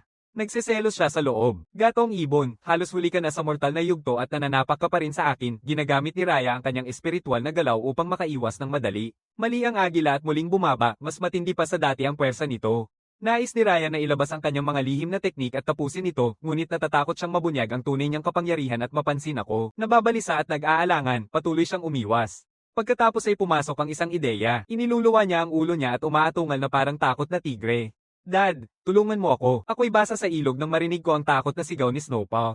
Agad na bumukas ang aking mga mata na parang tigre. Bumubulusok ang galit sa akin. Tumalon ako mula sa ilog at mabilis na tumakbo papunta sa kanya. Haaya mong habulin ang anak ko, may death wish ka. Ang paulit-ulit na palpak ng agila ay nagtutulak dito sa isang pagkabaliw. Ang malakas na hangin ay bumabayo sa kagubatan. Halos nang hihina si Raya. Isang pagkakamali lang at ilalantad ang tunay niyang lakas. Sa eksaktong sandaling iyon, ang sigaw ng isang tigre ay sumabog sa kagubatan na parang kulog. Snowpaw, huwag matakot, nandito na si tatay. Natatakot sa aking aura, sinusubukan itong tumakas pero hindi pinapalampas ni Raya. Tinatago niya ng lihim ang kanyang lakas ng kaluluwa upang pigilan ito, kaya't napaatras at natamba mula sa langit. Dumadating ang aking katawan na parang bundok sa isang iglap. Nagniningning ang itim na balahibo na may malamig na liwanag, nagliliyab ang mga mata sa galit na nakatutok sa nag-aalimpuyong agila. Hinamon mong saktan ng aking anak kahit ang mga Diyos ay hindi kami iligtas ngayon. Hinahampas ng matalim kong mga kuko ang likod ng agila. Sumisigaw ito sa sakit at nagwawala ng desperado, ngunit walang silbi. Isang hampas ng aking paa at ang katawan nito ay bumabagsak. Namamatay ang agila sa lugar, puno ng galit at pagsisisi ang mga mata nito. Agad kong binabalewala ang bangkay ng agila at tumakbo diretso kay Snowpaw. Inaalam ang kalagayan niya ng may kabahala. Ayos ka lang ba? Nasaktan ka ba? Raya agad na yamakap sa akin, namumula ang mga mata, mukhang maliit at walang magawa. Dad, sobrang natakot ako. Nasa mga kuko ko siya nakabaon, parang larawan ng takot at sakit, pero sa mga butas, nakatitig ang mga mata niya sa bangkay ng agila, tahimik na nagmamalaki sa sarili. Hinahaplos ko ng marahan ang maliit niyang ulo, mahina at maaliwalas ang boses. Tapos na ngayon. Wala nang pag-asa. Kinuha na ni tatay ito. Walang hayop na mangangahas na hawakan ka muli. Kapag nakalma na si Snowpaw, tumingin ako sa katawan ng agila. Nagiging malamig ang aking mga mata. Pinapagana ko ang aking likas na kakayahan, Soulbind. Sa sumunod na sandali, dahan-daang lilipad mula sa bangkay ng agila ang anyo ng kaluluwa, ngayon ay nakakabit na sa aking kalooban bilang isang espiritong alipin. Ang anyo ng kaluluwa ng agila ay nakalutang sa kalangitan, isang bagay na halos hindi nakikita na nagbabago-bago. Nakahabi mula sa mga hibla ng pilak-abo na usok, ang buong anyo nito ay nakabalot sa isang bahagyang itim na ulap na kumikilos na parang isang dumadaloy na madilim na belo, halos hindi makita ang balangkas ng agila. Tinitingala ko ang isang paa at sinisiyasat ang anyo ng kaluluwa gamit ang mausisang gintong mata. Ganoon pala ang itsura ng anyo ng kaluluwa. Bakit ang weird tignan nito? Akala ko magiging parang buhay nitong sarili, mas transparent lang. Hindi ko inaasahan ng itim na ulap o na ito ay ganito kaina. Ito ba ay dahil sobrang hina ng orihinal na nilalang? Malapit kay Snowpaw, iyon ay si Raya, biglang lumawak ang kanyang mga mata na parang tigre na amber. Ang kanyang muling pagkabuhay na lakas ng kaluluwa ay lagpas sa karaniwang mga hayop, kaya nakikita niya ng malinaw ang anyo ng kaluluwa. Natatakot siyang bahagyang huminto sa likod ng isang puno, naguguluhan ang isipan. Isang anyo ng kaluluwa mula sa isang simpleng hayop na nasa mortal na yugto. Hindi ba dapat maglaho na lang ang ganitong espiritu pagkatapos mamatay? Ang anyo ng kaluluwa ng agila ay naglalakad sa malayong pag-iisip, parang umaakyat mula sa isang kawalan. Dalawang walang laman na butas ng mata ang unti-unting tumitig sa akin. Isang mahina ngunit hindi mapagkakamaling mensahe ng kaluluwa ang dumadaloy sa aking isipan. Ginoo ko. May isang bagay na bumubulong sa akin. Bilang isang espiritu na alipin, may ganap itong katapatan sa akin. Kahit na nabawasan ang kamalayan nito at limitado ang kakayahan nitong makipag-ugnayan, ang dalisay at hindi matitinag na debosyon na iyon ay walang pag-aatubili nitong ipinapadala. Ang impormasyon tungkol dito ay sumasakop sa aking isipan kasabay nito. Hindi ito makagawa ng pisikal na atake, ngunit maaari nitong saktan ng direkta ang mga kaluluwa. Yung mga mahina ang lakas ng kaluluwa ay hindi talaga ito nakikita. Nag-iilaw ang mata ko ng tigre sa sandaling maproseso ko ito. Bahagyang kumakaba ang mga kalamnan sa ilalim ng aking itim na balahibo, hindi nakikita. Isang tahimik na kilig ang dumadaloy sa akin. Mula nang magising ang aura, ang instincts ng bawat hayop ay naging ganap na mabangis. Hindi na tunay na ligtas ang teritoryong ito. Ang pagpasok ng agila ay isang babala, at ang invisible na anyo ng kaluluwa ay isang likas na paunang babala. Isang naisip ang pumasok sa isipan. Magsasalita ako sa anyong kaluluwa ng mababa at may utos na tinig na walang palalampas na tanong. Mula sa araw na ito, magbabantay ka sa bundok na ito. Basta may pumasok naman, agad akong ipaalam sa akin sa pamamagitan ng mensahe ng kaluluwa. Ang anyo ng kaluluwa ng agila ay tumutugon ng may paggalang, ang alon ng kaluluwa nito ay nagdadala ng buong pagsunod, gaya ng iyong utos, aking Panginoon. Ang anyo ng kaluluwa ng agila ay naglalaho bilang isang usok na itim, at tahimik na pumapasok sa gubat. Nakatitig si Raya sa lugar kung saan ito naglaho, hindi maalis ang gulat sa kanyang mukha. Dahan-dahan siyang lumalapit at ibinaba ang ulo sa malambing kong dibdib, nakatungo ang mga tainga, nagkukunwaring walang nakita. Inyaangat ko ang ulo niya, mahina at puno ng pag-aalaga ang boses. Huwag kang matakot, Snowpaw. Nandito si Dad, walang makakakagat sa'yo. Ngumingiti si Raya at hinalikan ng bahagya ang aking paa, mahina at malambing ang kanyang boses. Alam kong palaging poprotektahan ako ni Dad at lalabanan ng lahat ng masasamang tao. Sa labas, siya ay puno ng tamis at karisma. Sa loob, walang iba kundi pang iinsulto. Ngunit sa kaloob-looban ng tila inosenteng mga mata ng tiger ay nakatago ang bahid ng takot na halos hindi niya mapigilan. Isang pangkaraniwang hayop. Parang matatakot ako niyan. Ang takot ko ay, tinitingala niya ako ng maingat, bahagyang nanginginig ang maliit niyang katawan, at para nang nalunod na sa takot sa loob. Ang takot ko ay kay Papa. Kinamumuhian ng mga sinaunang Diyos Demon ang mga tao. Kung malaman niya na tao akong kaluluwa sa katawan ng isang tigre, papatulan niya ba ako sa apoy? Hindi ako nakakapansin ng anuman na kakaiba, iniisip na siya ay nananatiling nababahala pa rin dahil sa agila, at nag-aalok ng ilang mas malumanay na salita ng pang-aliw. Samantala, tahimik na nangakong si Raya na magiging perpektong masoner ang anak. Kahit pa ikamatay niya, hindi niya kailanman ipapahayag ang lihim.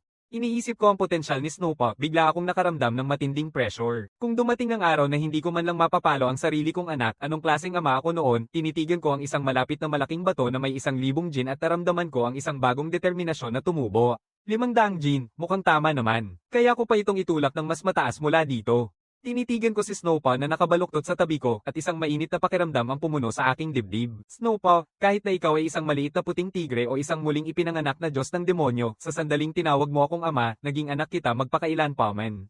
Sa mga susunod na araw, hindi ako tumitigil sa aking pagsasanay. Tuwing umaga kapag pumapasok ang unang liwanag sa makapal na dahon, nasa lugar na ako ng aking pagsasanay. Nasa malapit si Snowpaw sa pagsasanay pero hindi niya kayang makipagsabayan sa akin sa lakas. Hanggang doon lang siya makapagtiis bago siya mapagod. Siya ay naglalaro sa gilid, naghahabol ng mga paru-paro sa malawak at masayang mga ikot. Habang ako ay abala sa pagsasanay, siya ay pumupunta sa isang nakatagong kuweba, umuupo ng nakapako ang mga binti, isang bahagyang violet na liwanag ang umaakyat sa paligid ng kanyang maliit na katawan. Ang paglalaro ay isang pagtatanghal, isang palabas na ginawa para sa akin. Hinahawakan niya ang violet na apoy na humihinga, mapagpanggap na sinisipsip ang aura sa paligid. Pagkakaroon ng pag-angat sa yugto ng paggising sa lalong madaling panahon, iyon ang tunay niyang prioridad. Kailangan niyang makalusot ng mabilis, iwan ang lugar na ito, at habulin ang tadhana na para sa kanya. Lumipas ang ilang araw nang hindi ako nagpapakita ng anumang palatandaan ng pagdududa. Sa wakas, bumaba ang kanyang pagbabantay, nasanay sa araw-araw na lihim na paglinang at ginagampanan ng papel ng kaakit-akit na anak sa harap ko. Isang umaga pagkatapos ng pagsasanay, maingat kong pinisil ang ulo ni Snowpaw na may malinaw na paalala sa boses ko. Umalis si Dad para manghuli, manatili sa bahay at maging mabuti, huwag maglakwatsa. Raya tumingin pataas, ang mga mata nitong kulay amber ay puno ng tamis. Naiintindihan ko, mag-ingat ka, Dad. Nandito lang ako naghihintay na makauwi ka. Ako ay humarap at pumasok sa gubat. Ang aking silweta ay agad na naglaho sa gitna ng mga puno.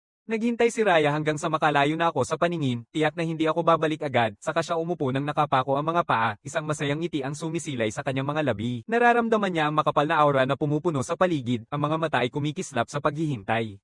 Ngayon ang tamang pagkakataon. Sa pag-alis ni tatay sa Pangangaso, sinasamantala niya ang pagkakataon na maka-breakthrough. Matapos ang mga araw ng matinding paglinang, nararamdaman na niya ang hangganan ng yugto ng paggising na malapit ng maabot. Humihinga siya ng malalim at binubusog ang violet na apoy hanggang sa sukdulan. Ang kanyang maliit na katawan ay nagiging isang itim na butas para sa aura, nilulon ang lahat sa paligid niya ng walang habas. Nakasisilaw na lila na liwanag ang bomb-alot sa buong katawan niya, kamangha-mangha at halos parang panaginip, naglalagay ng kulay na purple sa bawat bulaklak, damo, at puno sa paligid.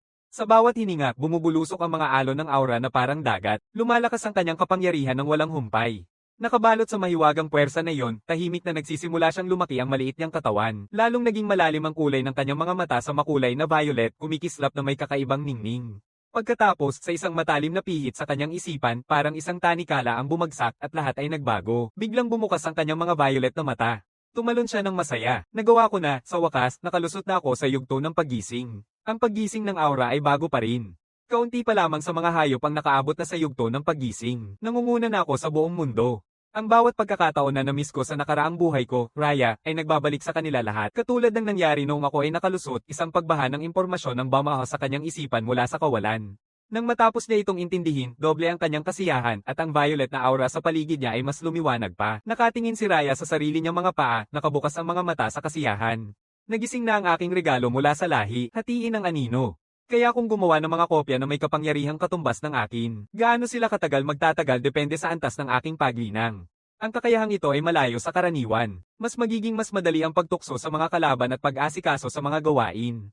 Maingat niyang sinisilip ang paligid, sinisiguro na wala pa rin ako. Nagsasalubong ang kanyang nervyos at kasiyahan habang sumisibol sa kanyang puso ang isang matapang na ideya. Nasa yugto na siya ng paggising ngayon. May kakayahan siyang protektahan ang sarili niya. Nasa malayo si tatay. Ito na ang pinakamainam na pagkakataon para makalayo. Palagi niyang alam na kapag nakalusot na siya, kailangan niyang umalis. Ngunit nang tingnan ng batong bahay sa harap niya, isang malalim na pag-aatubili ang kumakapit sa kanyang dibdib. Bawat bato ng bahay na ito ay inihagis ko mismo. Nakahawak ito sa bawat alaala nilang pinagsaluhan.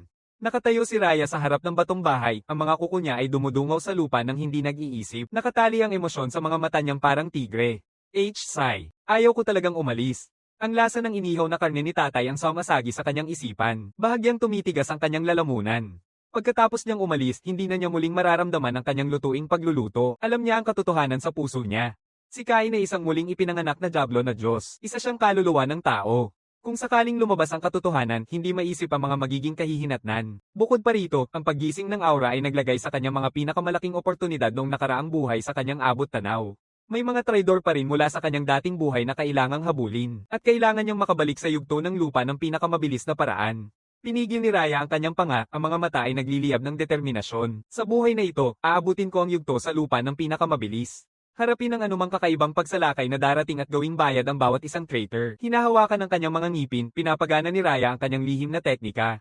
Nakatayo ang bawat balahibo sa kanyang katawan habang umaangat ang kulay rosas na liwanag sa paligid niya. Nagsusumamo ang gusali habang umuusad ang kanyang teknik, nakikislot ang mukha niya sa sakit. Hindi mapigilan ni Raya ang isang mahinang ungol habang nanginginig ng malakas ang kanyang katawan, unti-unting nauubos ang lakas niya. Bumula ang isang patak ng dugo mula sa kanyang bibig, isang perlas ng dugo na pinagyaman ng esensya ng violet na apoy na humihinga. Ito ang pinakamahalaga sa kanya mula sa kanyang nakaraang buhay, at balak niya itong iwan para sa akin bilang kabayaran. Isinasalampak ni Raya ang pagod na katawan sa bahay na bato. Inilalagay niya ang perlas ng dugo sa kama. Ang kanyang mga mata ng tigre ay nanatili roon, puno ng lamang. Ito na lang ang paraan ko para pasalamatan si Dad sa pagliligtas niya sa buhay ko at pagpapalaki sa akin. Sabi niya ng tahimik sa kanyang puso, pagkatapos ay tuluyang naging matatag ang kanyang tingin. Paul, Dad, kung pareho lang, mas maganda siguro kung hindi na tayo magkikita pa. Pagkatapos ay humarap si Raya at hindi na tumingin pabalik. Tumatakbo siya ng matapang, sa kabaligtaran ng pinuntahan ko sa Pangangaso, luha ay pumupuno sa kanyang mga mata na parang tigre. Samantala, ang Aura Awakening ay nagtulak sa mga hayop sa gubat sa mas mataas na antas. Ngunit sa harap ko sa yugto ng paggising, wala na silang ibang kundi biktima na may mas malaking bahagi. Dinadala ko ang isang malaking mutant na baboy pabalik sa pamamagitan ng mga puno, humuhuni ng isang magaan na kanta, masaya. Yung iniisip na si Snowpa ay magpapasaya kapag nakita ang inihaw na karne ay nagpapainit sa akin. Sa aking teritoryo, tinatawag ko si Snowpa, oras na para gumising, handa na ang almusal. Tatay nakakuha na naman ng isang ligaw na baboy at nakakita pa ako ng mga bagong pampalasa. Pero hindi dumadating ang masayang sagot na inaasahan ko. Natatakot ang mga kamay ko habang nakatigil sa paghawak sa baboy ramo. Ang mga mata kong parang tigre ay nagtuturo sa bato na bahay na may kalituhan. Malamang lumabas na ang batang ito kanina pa. Anong nangyayari? Snow, nasaan ka? Tumigil ka na sa paglalaro ng tago-taguan kasama si tatay, tulungan mo na kami. Wala pa ring sagot, nagsisimula ng mangamba ang aking dibdib. Diretso ang aking isipan sa pinakamasama. Paano kung may hayop na siyang kinuha? Agad kong tinatawag ang espiritu ng agila na nagbabantay sa langit. Nakita mo na ba si Snowpaw? Ibinabalik ng espiritu ng agila ang mensahe na umalis na si Snowpaw. Natatayo akong nakatigil ng husto. Umalis siya. Bakit ka aalis nang hindi man lang nagsasabi matapos ang lahat ng ginawa ni tatay para sa'yo? Alam mo ba kung gaano kadelikado doon? Ngunit mabilis na nawawala ang galit, iniwan ang alalahanin. Pinipilit ko ang troll na tukuyin ang direksyon na pinuntahan niya. Nang marinig ko ito, napuno ang mga mata ko ng pait. Sa kabaligtaran na direksyon, talagang gusto niyang umalis. Biglang utusan ko ang espiritu ng agila, kumilos agad sa direksyon na pinuntahan niya. Mabilis, huwag kang titigil. Sa sandaling may makita kang mali, agad mo akong ipaalam. Hindi na ako mag-aaksaya ng isang segundo pa. Lahat ng apat kong paa ay sumisigaw ng lakas habang ako ay nagiging isang itim na linya, dumadagat sa kagubatan. Isang bagay lang ang laman ng isip ko, ang kaligtasan niya. Snowpaw, ang kulit mo. Ang mundo sa labas ay puno ng panganib. Kapag nahuli kita, batang babae, aabutin ka ng isang seryosong palakol. Sa gitna ng kagubatan, tumakbo palayo si Raya, ang kasiyahan ay pumapawi sa sakit ng paglisan habang ang sobrang tuwa ang nangingibabaw. Ha ha ha. Sa wakas, nakalaya na ako mula kay Papa. Lipas na ang pag-aalalahanan. Wala nang takot na mailantad ang aking sikreto. Malaya na ang daan sa harap, nilalakad niya ang mga maliit na squirrel at kuneho, niloloko sila ng masaya sa isang bati, dahilan upang tumakbo ang mga maliliit na hayop sa iba't ibang direksyon. Pagkatapos, bigla na lang, isang lobo na kasinlaki ng isang batang toro ang sumulpot mula sa mga puno, nakatutok ang berdeng mga mata kay Raya, halos naninilaw na ang laway. Huminto si Raya sa kanyang hakbang, puno ng pang-iinsulto ang mga mata ng tigre. Isang maliit na hayop sa entablado na nilalapitan ako, hindi mo alam kung ano ang pinasok mo. Unang umatake si Raya. Nagliliwanag ang kanyang mga kuko na para bang kidlat na kulay lila. Isang hampas lang ang nagpapalipad sa lobo. Tumaas ang kanyang ulo, punong-puno ng kasiyahan. Ngayon alam mo na ang takot. Sayang sa'yo, may pupuntahan ako, pero sa sandaling makaramdam siya ng kampi, umaatungal ang mga lobo mula sa lahat ng direksyon. 12 dambuhalang lobo ang lumabas at niyayakap siya ng buong buo. Ang alpha ay mas malaki kaysa sa iba, balahibo ay itim na parang kalangitan sa gabi. Isang halimaw sa tuktok ng mortal na yugto, biglang sumikip ang dibdib ni Raya. Naghihinala siya, nagbibilang, muling isang pangkat ng mga lobo. Kakainip ko lang ang aking lakas. Mahina pa rin ang aking katawan. Ganyang karaming lobo ay magiging problema. Sa bahagi ko, tinatahak ko ang kagubatan batay lamang sa amoy. Bawat hayop na nakakaramdam ng aking presensya ay nagsusumamo sa paglayo. Biglang napansin ng espiritu ng agila na may mali at ipinapasa ang balita. Napapalibutan si Snowpaw ng isang pangkat ng mga lobo. Nagningning ang aking mga mata sa galit. Lumalakas ang bilis ko habang nagiging isang itim na kidlat. Ang angka ng mga lobo, putang ina. Haaya kang hawakan ng anak ko, kung may mangyari man sa kanya, papatayin ko kayong lahat. Snowpaw, sandali lang. Malapit na si Dad. Naririnig ni Raya ang pamilyar na sigaw ng tigre at bumaba ang kanyang puso. Para siyang langgam sa mainit na kawali. Hindi. Malapit nang makahabol si tatay. Kasalanan nito ng mga hanggal na lobo na ito. Isang lobo ang umatake sa kanya, sinunggaban ng pagkakataon. Pinipilit ni Raya na mapigil ang kanyang takot at tinataboy ito sa isang hampas lang. Humihilik siya sa ilalim ng kanyang hininga. Sumpa, kasalanan niyo lahat, kayong mga maruming lobo. Nakikita ng Alpha Wolf ang pagkakataon nito. Ito ay nag-uutos sa pangkat na umatake mula sa lahat ng panig habang tahimik itong pumapiling sa likod para sa isang atake. Nawawala ang kulay sa mukha ni Raya. Hindi. Isa na namang panlilin lang. Sa sandaling malapit na maabot ng mga kuko ng Alpha siya, isang dambuhalang itim na anino ang sumabog sa eksena, bumagsak ng may napakalakas na puwersa. Ako'y umumalngong ng malakas, binuksan ang aking panga ng malaki, pinisil ang lalamunan ng Alpha, at binasag ang leeg nito sa isang biglang lakas. Isang hampas ng aking kuko ang naghati sa Alpha na lobo. Nakikita ni Raya ang pamilyar na silweta. Nagiging pula ang kanyang mga mata at bago pa siya makapagpigil, sigaw niya, tatay. Pinapanood ng grupo ang kanilang Alpha na mamatay sa isang iglap. Puno ng galit habang sumugod sila at ang aking mga mata ay napuno ng walang ibang hangad kundi pumatay. Lumilitaw ang kuko ng Titan. Wala akong awa na sumisira sa grupo, umaatungal habang nilalakad ko, kayong hayop, nilapitan ninyo ang aking anak, mamamatay kayong lahat ngayon. Ibinubog ako ang sigaw ng isang tigre at pinapagana ang dread gaze. Nabibiktima ang mga lobo sa kaluluwa. Ang matinding takot ay sumaire sa kanilang loob at nagsipagtakbuhan sila ng desperadong walang pakundangan. Tinitiyak kung walang masamang nangyari kay Snowpa at huminga ako ng maluwag, pero ang iniisip na umalis siya nang hindi nagsasalita ay muling nagpasiklab ng galit. Snowpa, saan ka ba talaga pupunta? Puno na ng takot ang isipan ni Raya. Wala na, galit si tatay. Hindi ko siya matalo at hindi ko siya matakasan. Wala siyang sinasabi na lalo lang nagpapalala ng galit ko. Sobrang lumampas ka na ngayong pagkakataon. May nagawa kang mali at kahit hindi ka man lang nakakaramdam ng pagsisisi, kailangan kitang turuan ng leksyon ngayon. Tumaas ang aking pangil ng tigre at isang maliit na puting anino ang sumugod sa aking dibdib habang isang malambing na hikbi ang sumabog. Tatay, akala ko hindi nakita muling makikita. Wow! Napapaluha si Snowpaw. Humihinto sa ere ang nakataas kong paa. Lahat ng tigre ay naguguluhan. Hindi ko pa nga nagagawa ang kahit ano. Bakit siya umiiyak na agad? Ito ba ay isang kakaibang talento na tanging sa mga babae lang kung saan kusang lumalabas ang luha kapag gusto nila? Ngumiti si Raya na may malalaking, mapuputi at malagkit na mata ng tigre, luha ang umaagos, ang munting mga paa ay humahawak sa aking balahibo at marahang humihila. Isang larawan ng ganap na paghihinanakit. Tatay, lumabas lang ako para hanapin ka. Nawala ako at napadpad dito ng aksidente tapos inatake ako ng mga nakakatakot na lobo. Salamat sa Diyos nandito si Papa para protektahan ako o baka hindi nakita muling makita. Humihilab ang Raya sa dibdib ko, ginagampanan ng papel ng walang magawa at inosenteng biktima ng perpekto. Sa loob, nagsusuri siya ng mga posibilidad. Hindi niya siya matatalo, hindi ko siya matatalo. Ang tanging magagawa ay magpakyut at magmukhang kawawa at umaasang makakalusot sa panlilinlang. Alam niya akong mabuti. Magpanggap na walang magagawa at tiyak na magpapakumbaba ako at mapapatawad siya. Nakatutok ang mga mata kong parang tigre sa kanya, puno ng pagdududa. Lumabas ka ba para hanapin ako? Maraming tanong ang pumapasok sa isip ko. Hindi ba siya aalis na? Ngunit nang makita ko ang mga luha sa sulok ng kanyang mga mata, unti-unting bumaba ang lahat ng mga tanong na iyon. Naramdaman ni Raya ang kaba sa kanyang puso, ngunit nanatiling nakangiti at inosente ang mukha niya, nakataas ang ulo habang sinasagot siya sa pinakamasaya at pinakabata niyang boses. Siyempre. Bakit pa ako lalabas dito kung hindi para sa'yo? Matagal na akong naghintay sa bahay bato at hindi na bumalik kaya't naglakad na ako para hanapin ka. Hindi ko akalain na gan kalaki ang gubat. Nawawala ako at saka dumating ang mga nakakatakot na lobo. Kung hindi dumating si tatay sa tamang oras, hindi nakita muling makikita. Nakikita ang aking mga ekspresyon na humuhupa, pinipilit ni Raya ang pagkakataon habang kaya pa niya, pinananatili ang galing na anak na gawi. Itay, pangako ko hindi na ako tatakbo pa uli, halos hindi ko na mahanap ang daan pabalik sa'yo. Tahimik siyang nananalangin, takot na baka matagpuan ko ang perlas ng dugo na iniwan niya. Nang makita kong tapat siya, nagsimula akong maniwala. Kumalma ang puso ko, kalimutan na natin. Maging sinungaling man siya sa akin o hindi, sino mang tumatawag sa akin na ama ay anak ni Kane habang buhay. Mababang ngunit mahinahon ang boses ko. Sige na, tumigil ka na sa pag-iyak, dadang magdadala sa iyo pa uwi. Tahimik na huminga si Raya ng may ginhawa, tahimik na may pagtataka. Hey! Mahal pa rin ako ni Dad ng higit sa lahat, naiiwas ang krisis. Matapos maitago ang panlilinlang, masaya si Raya na umakyat sa likod ko, nakadikit parang isang maliit na pendant. Sa bato na bahay, nakitang ni Raya ang bangkay ng baboy ramo at agad na nagkunwaring gutom. Tumalon siya papunta dito, may matamis na boses. Tatay, nagugutom na ako.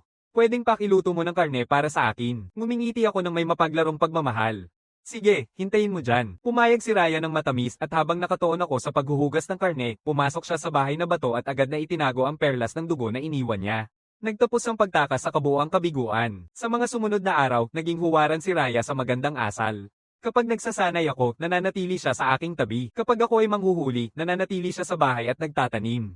Minsan pa nga, nililinis niya ang aking balahibo gamit ang kanyang maliliit na paa na may masarap na hiyaw. Tatay, ang sarap nito, isang araw habang kumakain tayo ng inihaw na karne, isang kakaibang at nakakaakit na amoy ang dumaan, dala ang pakiramdam ng isang mahika. Mahigpit ang amoy ng ilong ko, kumikilos ito. Itataas ko ang ulo ko at sisiyasatin ng paligid. Anong amoy yon? Masigasig na kumikilos ang maliit na ilong ni Raya, nakatingin sa orchard. Sa palagay ko nanggagaling ito sa orchard, yung binuo mo noon bago magising ang aura sa pamamagitan ng pagtatanim ng mga puno sa paglipas ng panahon. May kumikilos sa puso ni Raya, isang nakatagong kilig ang sumisilay sa loob niya. Baka ito na ang mga prutas ng espiritu. Alam niya na pagkatapos ng paggising ng aura, pwedeng magbago rin ang mga halaman na naglalabas ng mga bihirang yaman na kayang magpataas ng lakas. Puno ng pananabik ang mga bilog na mata ni Raya na parang tigre. Tatay, tara na tingnan natin. Nakangiti lang ako, ganoon din ang curiosity ko. Sige, punta tayo silipin. Nakarating na kami sa taniman ng prutas. Isang masagana at kakaibang amoy ang bumalat sa amin, ang mga punong kahoy ay makapal at masagana. Ang tingin ni Raya ay nakatutok sa isang malalim na kulay kapeng prutas at ang kanyang mga mata ay biglang nagniningning. Isang prutas na blaze fire. Bilang isang dating emperetres, agad niya itong nakikilala. Isang bihirang prutas na espiritu na may katangian ng apoy. Namuo si Raya sa loob. Hindi niya inaasahang tatubo ang isang prutas na blaze fire dito mismo sa taniman ni tatay. Tamang-tama ito para sa kanyang violet flame breathing. Naluha ang puso ni Raya sa tuwa. Sa tulong ng prutas na blaze fire, lalong lalaki ang bilis ng kanyang pag-akyat sa antas. Nakakakita siya ng mas maraming bihirang espiritu na prutas sa buong taniman. Prutas ng pulang dugo, prutas ng mahiwagang puso, at iba pa, at masaya siyang tumatalon sa pagitan ng mga puno. Naisip ni Raya, kung lahat ng ito ay sa akin, agad-anggat ang aking lakas. Pinag-aaralan ko siya nang nakapikit ang mga mata na parang tigre at nakasimangot. Snow pa. Alam mo ba kung ano ang mga prutas na ito? Kumabog ang puso ni Raya. Napagtanto niyang sobra na ang kanyang pagpapanggap. Mabilis niyang ikinakaw ang ulo at nagkukunwaring walang alam. Paano ko malalaman, tatay, sa tingin ko lang maganda talaga sila. Naramdaman ni Raya ang lamig. Halos mapagsabihan na niya ang sarili. Hindi na ako magtatanong pa. Naniniwala ako na balang araw sasabihin niya sa akin ang sarili niya. Alam kong hindi pangkaraniwan ng mga prutas na ito. Tumalon ako at pinulot ang isang prutas na blaze fire, ramdam ang mainit na init sa sandaling sumaya dito sa palad ko. Makatutulong ba talaga ito? Medyo kakaiba ang itsura nito. Kalimutan na. Isa lang ang paraan para malaman. Hinigop ko ito ng buo. Isang alon ng matinding init ang biglang damaloy sa buong katawan ko. Pagkatapos ay pumapasok sa isip ko ang abiso ng sistema. Lalong lumalawak ang mga mata ko na parang tigre. Nabibighani at nasasabik sa parehong oras. Isang prutas ang nagbibigay ng 1,000 puntos sa estadistika. Sa dami ng mga prutas na ito, baka maputol ko agad ang limitasyon kung kakainin ko silang lahat. Kinuha ko ang isang gintong prutas ng lakas at nilamon din ito. Mas maraming puntos ng stats ang pumapasok. Sobrang excited na halos tumalon na ako sa lupa. Ang galing nito. Dapat sana nilaibat ko na ang bawat puno ng prutas sa bundok mula pa noon. Tinitingnan ni Raya ako na nilulunok ang mga ito ng buo ng walang pag-aalinlangan, malaki ang mga mata at nag-iingay ang isipan. Sayang na kayamanan. Paano mo nakakain ng mga prutas ng espiritu ng ganito, walang pag-asa si Dad? Raya nakatitig sa akin ng may malaki at mapang akong mga mata, ipinapakita ang buong arsenal ng kanyang kaakit-akit na itsura. Dad, gusto ko rin. Ang sama-sama mo. Kumain ka ng ganito karami at hindi mo ako binibigyan. Nag-aatubili ako, hindi dahil ayokong magbahagi, kundi dahil nag-aalala ako na hindi kayanin ng maliit niyang katawan ng sobrang enerhiyang taglay ng mga prutas na ito. Snow pa, bata ka pa. Paano kung sobra na ito para sa'yo? Nakasimangot si Raya at niyayakap ang ulo ko. Paki, tatay. Nakikita ko ang paghahangad sa kanyang mga mata at bumabagsak ang aking determinasyon. Pumipili ako ng prutas at maingat na hinihiwa ang isang kapat nito para sa kanya. Napakabisa ng prutas na ito. Ito lang ang makukuha mo. Magpakabait ka na lang dito. Tinitigan ni Raya ang maliit na piraso, puno ng tanong sa isip. Totoo bang ginagawang parang maliit na pusa ako niya? Tatay, ayos lang ako. Kaya ko na ito. Maingat kong pinapalambing ang kanyang ulo.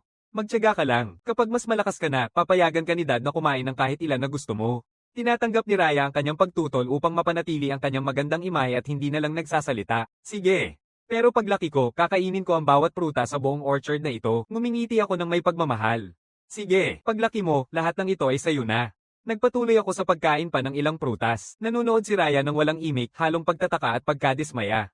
Binubulong ni Raya sa kanyang sarili. Nasa yugto siya ng paggising at kumakain siya ng ganoong karaming prutas ng espiritu. Hindi ba siya natatakot na sumabog? Kawawang tatay na nag-iisa lang ang lahat ng magagandang bagay para sa sarili niya. Isang araw kapag nagkaroon ako ng pagkakataon, hindi ko siya iiwanan ng kahit isang binhi. Pinipisil ko ang aking panel ng estado na puno ng kasiyahan. Mabilis na dami ang mga puntos sa estadistika. Sa ganitong takbo, hindi magtatagal at uulitin ko na naman ang pag-level up ko. Maraming prutas sa probahanan ng hindi pa hinog, kaya dahan-dahan kong dinadala si Raya na ayaw sumama. Sumusunod siya sa likod ko, nakatingin pabalik bawat ilang hakbang na puno ng sama ng loob.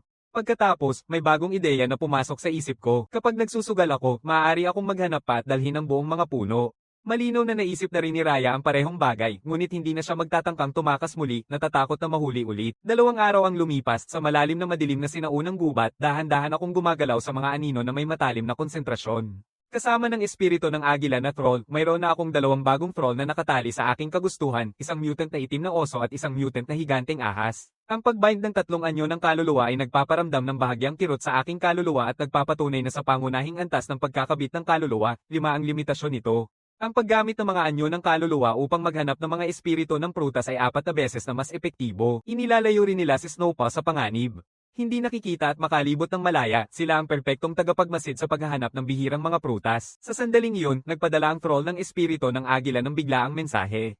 Nakakita ito ng bakas ng mga espiritu ng prutas. Ako'y kumilos ng walang pag-aatubili. Sa unahan, isang nakakatakot na pulang ubas na parang ahas na may dugo, may dalang makintab na prutas, at sa ilalim nito, ang mga buto ng mga hayop na hindi nakabalik. Nananatili akong alerto. Bawat instinkto ay nagsasabi sa akin na napakadelikado nitong ubas na ito. Biglang kumilos ang ubas. Ang mga pihit nito ay kumikilos na parang mga letigo, sumasalubong sa akin ng sabik. Naglabas ako ng matinding sigaw, ang mga kuko ay nagliliwanag na ginto gamit ang Titan Claw. Gusto mong mamatay. Isang hampas lang at pira-piraso na ang ubas, ang hiwa na dulo ay patuloy na kumikilos sa lupa. Tila naisip ng ubas na hindi na nito kayang makipagsabayan. Biglang nanahimik ito at hindi na muling umatake. Hindi ko na ito tiningnan pa. Pinipili ko ang prutas ng Scarlet Vine at lunukin ito ng buo. Sunod-sunod na tumunog ang sistema habang dumarami ang mga puntos sa estadistika. Puno ng saya ang puso ko. Talagang ang pagkain ng mga mutadong prutas ang pinakamabilis na paraan para mag-ipon ng puntos. 2 araw na lang at handa na akong umakyat ng antas. Hindi ako magtatagal. Agad akong bumaling at umuwi. Hindi ko mapigil ang mag-alala kay Snowpaw mag-isa sa lungga. Dumating ako sa bahay kubo at iniangat ang prutas na ubas na kulay pula, mahina at mainit ang boses. Tingnan mo, ito ang dinala ni tatay para sa'yo. Nagniningning ang mga mata ni Raya nang makita niya ito. Kumakawi ang kanyang maliliit na pan na puno ng kasiyahan. Dad, ang galing mo, nagpapanggap akong seryoso. Huwag kang kumain ng sobra nito ng sabay-sabay. Isang maliit na piraso lang, mag-ingat kang hindi ka masaktan. Tahimik na tumango si Raya, ngunit hindi siya kumbinsido sa loob. Nakuha ko na, tatay. Isang maliit na prutas na espiritu. Kaya niyang hawakan pa ng ilang pa, dapat hinog na ang mga prutas sa orchard ngayon. Sa sandaling ako'y lumayo upang harapin ang biktima, biglang isinubo ni Raya ang buong prutas at nilunok ito ng buo. Nagliliyab agad ang espiritual na enerhiya sa paligid niya. Sa sapat na espiritu na prutas, ang kanyang pag-akyat sa antas ay magiging napakabilis. Dumidilim na, ang liwanag ng buwan ay bumabaha sa kagubatan. Sa loob ng batong bahay, mahimbing akong natutulog. Isang maliit na anino ang tahimik na umalis sa batong bahay. Raya, maingat siyang gumalaw na parang puting pusa, tahimik na nilalakad papunta sa prutasan, ang buntot niya ay bahagyang sumasayaw upang itago ang kanyang nervyos. Maraming espiritu na prutas sa prutasan ang nagniningning sa bango sa ilalim ng liwanag ng buwan. Hinalo na. Nagniningning ang mga mata ni Raya. Tulad ng inisip ko, marami pang spirit fruits ang handa na. Iniaabot niya ang isang masigasig na paa, halos pipiliin na ito, kapag binasag ng boses ko ang katahimikan ng orchard. Snowpaw, muling nagkakasala ka na naman. Biglang napatras si Raya mula ulo hanggang buntot, ang saya niya ay biglang napalitan ng takot. Ay naku, nahuli ako ni tatay, sobrang maingat niya, pero hindi pa rin niya ako napapansin. Dahan-daang nilalakad ang aking malaking katawan, bawat hakbang matatag at mabigat. Bahagyang nanginginig ang lupa sa bawat hakbang. Sa liwanag ng buwan, kumikislap ang malamig na ningning ng aking itim na balahibo, ang aking mga mata ng tiger ay nagdadala ng awtoridad na hindi nangangailangan ng salita. Tinitingnan ako ni Raya habang papalapit ako, mas mabilis ang tibok ng puso. Tunay na mas nakakatakot na si Dad araw-araw. Nag-iisip siya ng dahilan habang nakatitig ang mga mata sa nakakaakit na mga prutas. Tinitingala niya ang ulo niya at nagpapakita ng pinakamasimpol niyang mukha. Dad, anong ginagawa mo dito? Hindi talaga ako makatulog kaya naglakad-lakad muna ako. Ang ganda-ganda talaga ng mga prutas na ito. Tinitigan ko siya habang nagpe-perform siya ng todo. Nakikita ko ang lahat. Ulit na namang niloloko ako nitong maliit na manlilinlang na ito.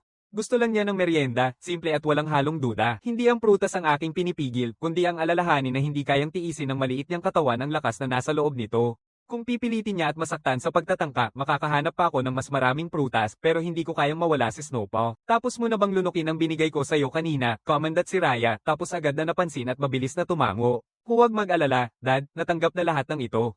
Tahimik siyang nagmamayabang, tiyak na mapapaniwala niya ako na bigyan pa siya ng higit. Maingat kung sinisilip siya, naghahanap ng anumang palatandaan ng kasinungalingan. Wala bang problema sa iyong katawan? Pinapalo ni Raya ang kanyang maliit na dibdib ng may buong tiwala. Wala talaga kahit ano. Sa loob niya, puno siya ng pagmamalaki. Isa siyang emperetres sa nakaraang buhay, armado ng hininga ng bughaw na apoy. Walang masyadong mahirap ang kumain ng espiritu na prutas. Tumingin si Raya sa akin ng malaki ang mga mata na nagmamakaawa, isang paang mahina na humihila sa aking balahibo. Naka-activate na ang buong charm mode. Papa, pakiusap, hayaan mo na akong kumuha pa ng isa. Ang mga prutas na ito ay sobrang ganda, gusto ko lang tikman ng kaunti. Nakikita ko ang kanyang mapanghindyang mga mata, nagsisimula na akong mag-alinlangan. Malamang may lihim si Snow pa na nagpapahintulot sa kanya na maproseso ang espiritu ng prutas ng napakabilis. Marahil ay may kinalaman ito sa kanyang dugo bilang reinkarnasyon ng Diyos-demonyo. Sige, isa pa at tapos na. Mula ngayon, tuwing may mamumulang na prutas, maaari kang kumuha ng isa araw-araw. Huwag nang magdagdag pa, yun lang. Naluha si Raya sa tuwa, sumasayaw sa lugar. Oo, tatay, ikaw ang pinakamahusay na tatay sa buong mundo. Ang oras ay mabilis na lumilipas. Halos 2 buwan na ang nakalipas mula nang simulan ng pagkagising ng aura. Naging mga palipara ng mga lungsod. Nagtakbuhan ng mga tao sa iba't ibang direksyon. Walang iba kundi isang bangungot na buhay. Mabilis na kumilos ang militar, naglunsad ng bagyong apoy upang mapigilan ang pagkalat ng mga halimaw at nakipaglaban gamit ang lahat ng makakaya nila. Pagkatapos, gumawa ang mga mananaliksik ng isang serum na pampalakas gamit ang laman ng mga mutant na hayop, pinapalakas ang pisyolohiya ng tao at nagbibigay sa kanila ng kakayahang labanan. Isang buwan na ang nakalipas, isang video ng isang lalaki na kumokontrol sa apoy gamit ang kanyang mga kamay ang kumalat sa internet. Nakumpirma na nagising ang kanyang kakayahan matapos kumain ng mutated na prutas at opisyal nang nagsimula ang panahon ng mga nagising. Ang mga nagising ng pambihirang kapangyarihan ay tinatawag na mga nagising. Malalaking korporasyon, makapangyarihang pamilya, at puwersa militar ay nagsipagsapalaran upang humanap ng mutated na prutas at palakihin ang kanilang sariling mga nagising na mandirigma at ipinanganak ang Global Awakened Top 100 na rango. Ang lungsod ng Kongling, na pinangalanan ayon sa Kongling Mountain Range, ay sinalanta ng isang masigasig na paghahabol sa mga mutated na prutas simula nang mapag-alaman ang pag-iral ng mga nagising. Kamakailan, nagkaisa ang dalawang pinakamakapangyarihang grupo sa lungsod ng Kongling, ang Iron Shield Group at Everise Group, upang pasukin ang Kongling Mountain Range. Parehong grupo ang nag-recruit ng mga nangungunang 100 na awakened fighters sa buong mundo kabilang na ang isang Stormblade at isang Galeborn at nagbuo ng mga piling koponan. Ito ang kauna-unahang pagkakataon na nagsimula ang tao ng aktibong atake sa puso ng mga hayop at ang buong lungsod ng Kongling ay abala sa usapan. Sa kagubatan, mga mutant na puno ang sumasagilid sa langit. Ang mga hayop na nakaligtas ay nag-ukit na ng sarili nilang teritoryo, bawat isa ay namumuno sa kanilang bahagi ng lupa. Ang aking malaking laban ay dumadaan sa mga anino, nakatutok ang mga mata sa isang puno ng prutas na hindi kalayuan. Ang mga prutas sa mga sanga nito ay naglalabas ng pilak na kinang, parang mga bituin na nagniningning sa dilim, naglalabas ng di mapagkakamaling lakas sa isang sulyap lang. Ang aking gintong mga mata ay nagliliyab sa kasiyahan. Ang mga prutas na ito ay magbibigay sa akin ng malaking bilang ng mga puntos sa estadistika. Sa sandaling iyon, isang galit na sigaw ang sumabog. Sa ilalim ng puno, isang malaking itim na panther ang umuungol sa akin ng buong lakas nito. Parang hinog na bakal ang katawan, matindi ang berdeng mga mata, ayaw nitong umatras kahit harapin ang aking presensya. Mas gusto nitong mamatay kaysa iwanan ng prutas na binabantayan nito. Sa isang iglap, bumaba ito ng mababa, naghahanda sa isang posisyon ng labanan. Nakangisi ako ng paghamak at sumenga ng matalim na sigaw. Lumayo ka, wala kang kinalaman dito. Malakas na kamao ko ay kumikilos ng napakabilis na hindi makasabay ang panther. Isang suntok lang ang nagpapalipad dito sa ere. Bumagsak ito sa puno na parang sako ng mga lumang damit na sumabog ng hukay sa kahoy. Lubos na wasak dahil sa tama, ni hindi na pinapansin ng panther ang sakit at nagtatakbo ng walang pakundangan. Walang awang, nilakad ko ang puno, pinulot ang isang prutas na kumikislap na parang pilak at nilunok ito ng buo. Tumunog ang sistema. Binubuksan ko ang aking panel ng estado at tinitingnan ng mga puntos at ang aking puso ay sumabog sa tuwa. Sa wakas, sapat na. Sa mga nakaraang araw, pinapahanap ko ang mga espiritu sa paligid at sa wakas nakalikom na ako ng sapat na puntos para mag-level up. Inutusan ko silang magpatuloy sa paghahanap at bumalik na sa aking teritoryo. Sa kumpirmadong ligtas na ang aking teritoryo, nagtuon ako ng isip at naghanda para sa pag-level up. Nagsimula na. Muling sumisilay ang matinding liwanag mula sa buong katawan ko. Lalong tumitibay ang aking anyo at ang aking aura ay sumasabog ng walang kontrol. Sa aking noo unti-unting nabubuo ang isang gintong simbolo, tanda ng isang hari, na naglalabas ng ganap na kapangyarihan. Nararamdaman ni Raya ang pagbabago sa aking aura at itinigil ang kanyang paglinang, puno ng tahimik na paghanga. Tunay na mas nakakatakot na si Papa sa bawat araw na lumilipas. Lalong lumalakas ako, habang ang aking pag-unlad ay tila napakabagal. Ang agwat sa pagitan namin ay lalong lalaki. Natural lang, isang muling isinilang na Diablo na Diyos ang nagko-cultivate sa bilis na hindi matutumbasan ng iba. Pero hindi rin ako pwedeng mahuli. Basta makalabas ako dito at makuha ang malaking oportunidad mula sa nakaraan kong buhay, tiyak na malalampasan ko si Dad. Alam niyang hindi niya mapapalapit ang agwat sa pamamagitan lamang ng karaniwang paglinang. Ang tanging pag-asa niya ay nakasalalay sa tadhana na iniwan niya sa kanyang nakaraang buhay. Wala akong ideya kung ano ang nasa isip niya. Lubos akong naliligaw sa kasiyahan ng aking bagong kapangyarihan. Ang pakiramdam na ito ay kamangha-mangha. Tapos na ang pag-level up, mas malaki pa ang katawan ko at ang tatak ng gintong hari sa aking noo ay nagdudulot ng takot ng walang salita. Tinitingnan ko ang natitirang 1,000 puntos sa estadistika at agad na nagpa siya na gamitin ito. Nakaupo lang sa puntos ay sayang. Mas mainam na ilaan ang mga ito sa Superior Fang Strike. Sa sandaling pumasok ang mga puntos, ganap na nagiging bagong talento ang Superior Fang Strike, Shadow Surge. Nang maramdaman ko ang impormasyon, napasinghap ako sa sobrang kasiyahan. Pangunahing bilis na 40 beses at kayang itulak ng Shadow Surge ito ng 10 beses pa sa maikling sandali. Pinagsama sa Titan Claw, ito ay isang di matitinag na kombinasyon. Ngumiti ako nang mapansin si Snowpaw na nakatitig ng diretso sa akin. Tumakbo ako, niyayakap siya ng maingat sa isang galaw at dahan-daang inilalagay sa likod ko. Nagulat si Raya sa biglaang galaw. Tatay, anong ginagawa mo? Tawa ko ng buong saya. Snowpaw, kapit lang mabuti. Dadadala kita sa isang biyahe. Nakanganga si Raya, lubos na nalilito. Isang biyahe, walang pag-aatubili, pinapagana ko ang Shadow Surge. Naging isang hibla ng itim ang aking katawan at sa isang iglap, nawala na ako. Hinawakan ni Raya ang aking balahibo ng mahigpit, ang buhok ay sumasayaw ng malakas sa hangin, sumisigaw sa takot. Tatay, sobrang bilis mo. Matutamba ako. Ngayon ay nakakabaliw, Snowpaw. Kumapit ka ng mahigpit at huwag kang babagsak. Dumating ang susunod na araw ng napakabilis. Kahit na nakaraos na ako, hindi pa rin ako tumitigil. Patuloy akong nagsasanay ng walang pahinga. Ang aking bigat sa pagsasanay ay umakyat na sa nakamamanghang 3,000 Jin. Bawat ulit ay isang lantad na pagpapakita ng nakamamanghang lakas. Alam ko na hindi tiyak ang pagtaas ng stats mula sa mga prutas ng espiritu. Mas kaunti ang puntos na ibinibigay ng sistema, pero nag-iipon ito habang tumatagal at pinapainit nito ang katawan mismo. Matagumpay kong naipapako ang 2 karagdagang espiritual na alipin. Matapos makalusot, tumaas ang limitasyon ng aking troll mula 5 hanggang 8 at biglang tumaas ang bisa ng pag-iinspeksyon sa mga prutas. Isang araw, pumunta ako sa Pangangaso gaya ng dati. Raya nagising at nakita na hindi pa ako nakauwi. Mukhang hindi pa babalik si Dad sa loob ng ilang sandali. Perpektong pagkakataon na makalusot sa orchard. Isang munting kagat lang, hindi mapapansin ni Tatay.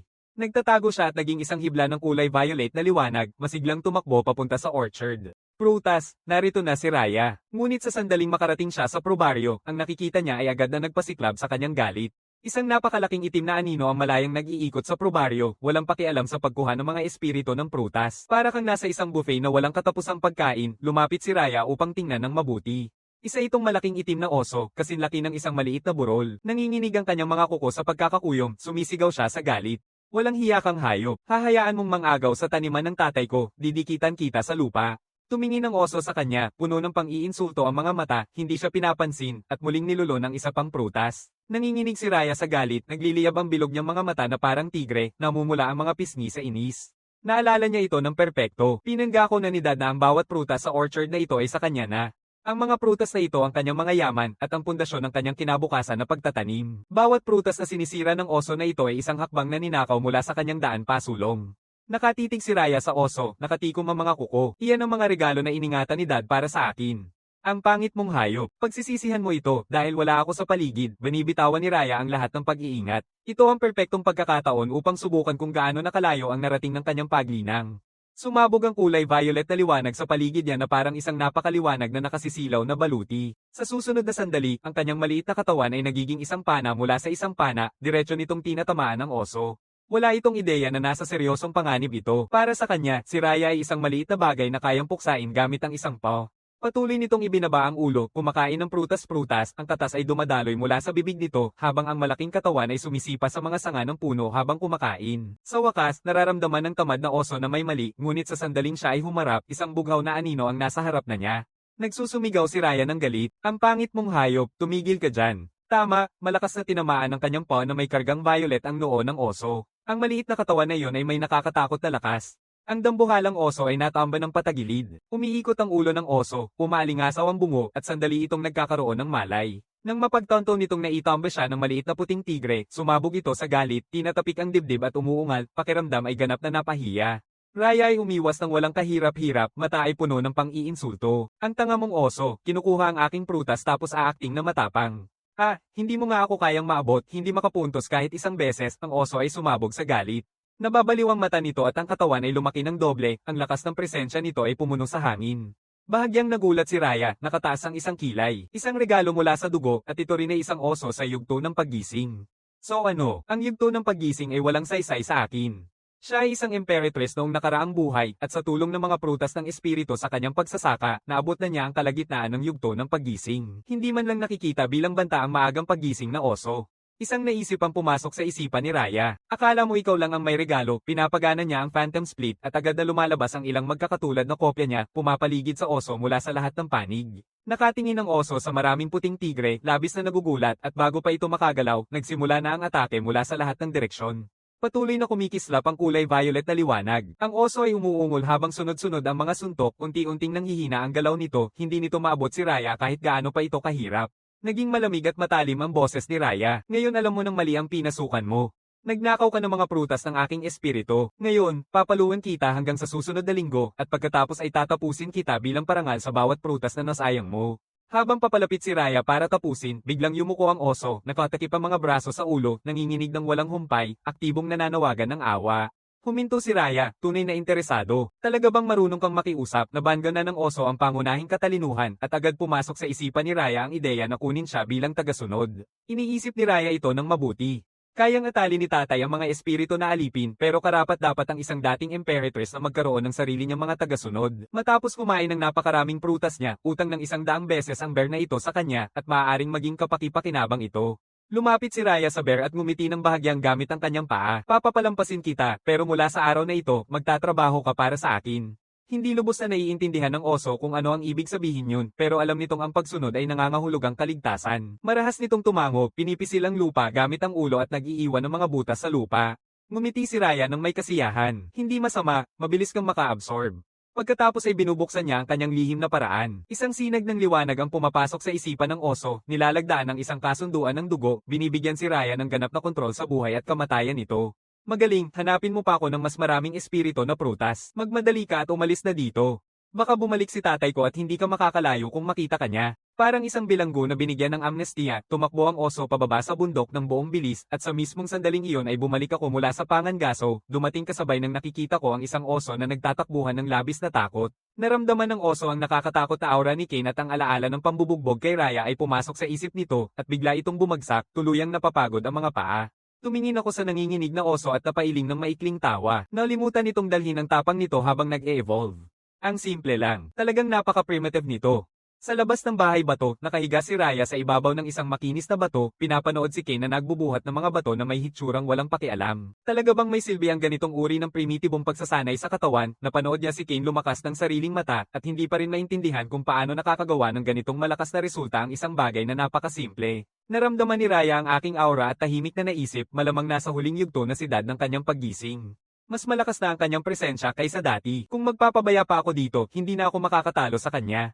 Malapit nang lumitaw ang yaman mula sa bundok Suanfeng. Yan ang aking pagkakataon. Kailangan kong humanap ng paraan para makaalis. Sa sandaling iyon, pumasok sa isip ko ang tunog ng sistema. Tumigil ako sa pagsasanay at inihinto ang malaking bato na 4,000 jin nang hindi kumikibo. Binabati kita, host.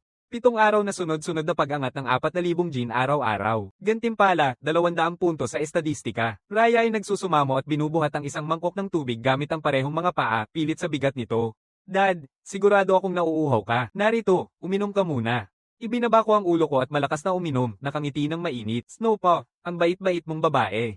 Puno ng tahimik na kasiyahan ang dibdib ko. Masaya akong nailigtas ko si Raya noong araw na yon. Ang pagkakaroon ng isang anak na babae sa aking tabi ay nagpapainit ng isang bagay sa loob ko. Raya sumampa sa likod ko at marahang pinipisil ang maliliit niyang mga paa sa aking gulugod. Siguro pagod ka na, Dad. Hayaan mong bigyan kita ng masahe sa likod.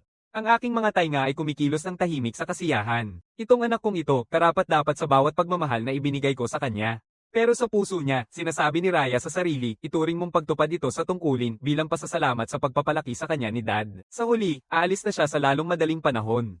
Kinabukasan, nagbabantay ako sa kagubatan kasama ang aking mga espiritu. Malinis na ang paligid mula sa mga espiritu na prutas. Patuloy ang paglawak ng sakop ng aking patrol. Lahat ng bahagi ng rehiyong ito ay naging bakuran ko na. Alam ng bawat hayop dito na dapat akong katakutin. Biglang napansin ng mata ko ang isang kakaibang prutas. Mahina itong kumikislap na parang isang hiyas na hinubog ng panahon. Nagniningning ang aking mga mata. Lumalapit ako upang kunin ito. Isang mabagsik na hayop ang sumabog mula sa ilalim ng mga damo, napakalaki, nakabalot sa matitibay na kaliskis, nakataas ang mga pangil at amoy dugo. Nagbubulalas ito ng matinding sigaw, nagbababala kay Kane na umatras. Pinipikit ko ang aking mga mata, malamig at mapanlait ang boses. Akala mo kaya mo akong pigilan? Naglalaho ako, iniwan ng isang anino sa aking likuran habang sumisiklab ang Titan Claw at humahampas papunta sa hayop. Ayaw tumigil ng hayop. Ibinalik nito ang malalaking kuko nito. Nagbabanggaan kaming dalawa ng matindi. Pumupuno ng alikabok ang hangin, napuputol ang mga sanga at bumabagsak at matindi ang labanan. Tinitingnan ko ng matalim, umiwas sa isang suntok at buong lakas na ipinukol ang Titan Claw sa nakalantad nitong tiyan. Lumalabas ang dugo habang ang hayop ay umuungol sa sakit. Hindi ko ito binibigyan ng pagkakataong makahinga. Isang palad ang diretso sa dibdib nito. Pumanaw agad ang hayop. Sandaling tinitigan ko ang katawan nito ng may pagwawalang bahala. Kinuha ko ang prutas at nilunok ng buo. Hindi naman masama ang nakuha. Papalapit na ang gabi. Mukhang gutom na si Snowpaw. Habang naghahanda akong umuwi, isang mabilis na sipa ng kakaibang tunog ang umaabot sa aking tainga. Naging seryoso ang aking ekspresyon. Inilingon ko ang tainga ko sa tunog at bumaba ang aking puso. Putok ng baril sa labas ng Congling Mountain Range, matibay na nakaligid ang kampo ng Iron Shield at Everrise Group at handa na. Mga sundalo na nakahanda at nakaimbak ang armas, nakapalibot sa mga bangkay ng mga hayop. Sa mas malalim na bahagi ng gubat, isang gumuho na grupo ang papalapit sa isang mutant na apoy na lobo. Ang batang komandante ng squad, ang Sec Commander, ay nagbibigay ng mga utos sa pamamagitan ng kanyang earpiece ng may matatag na kumpiyansa.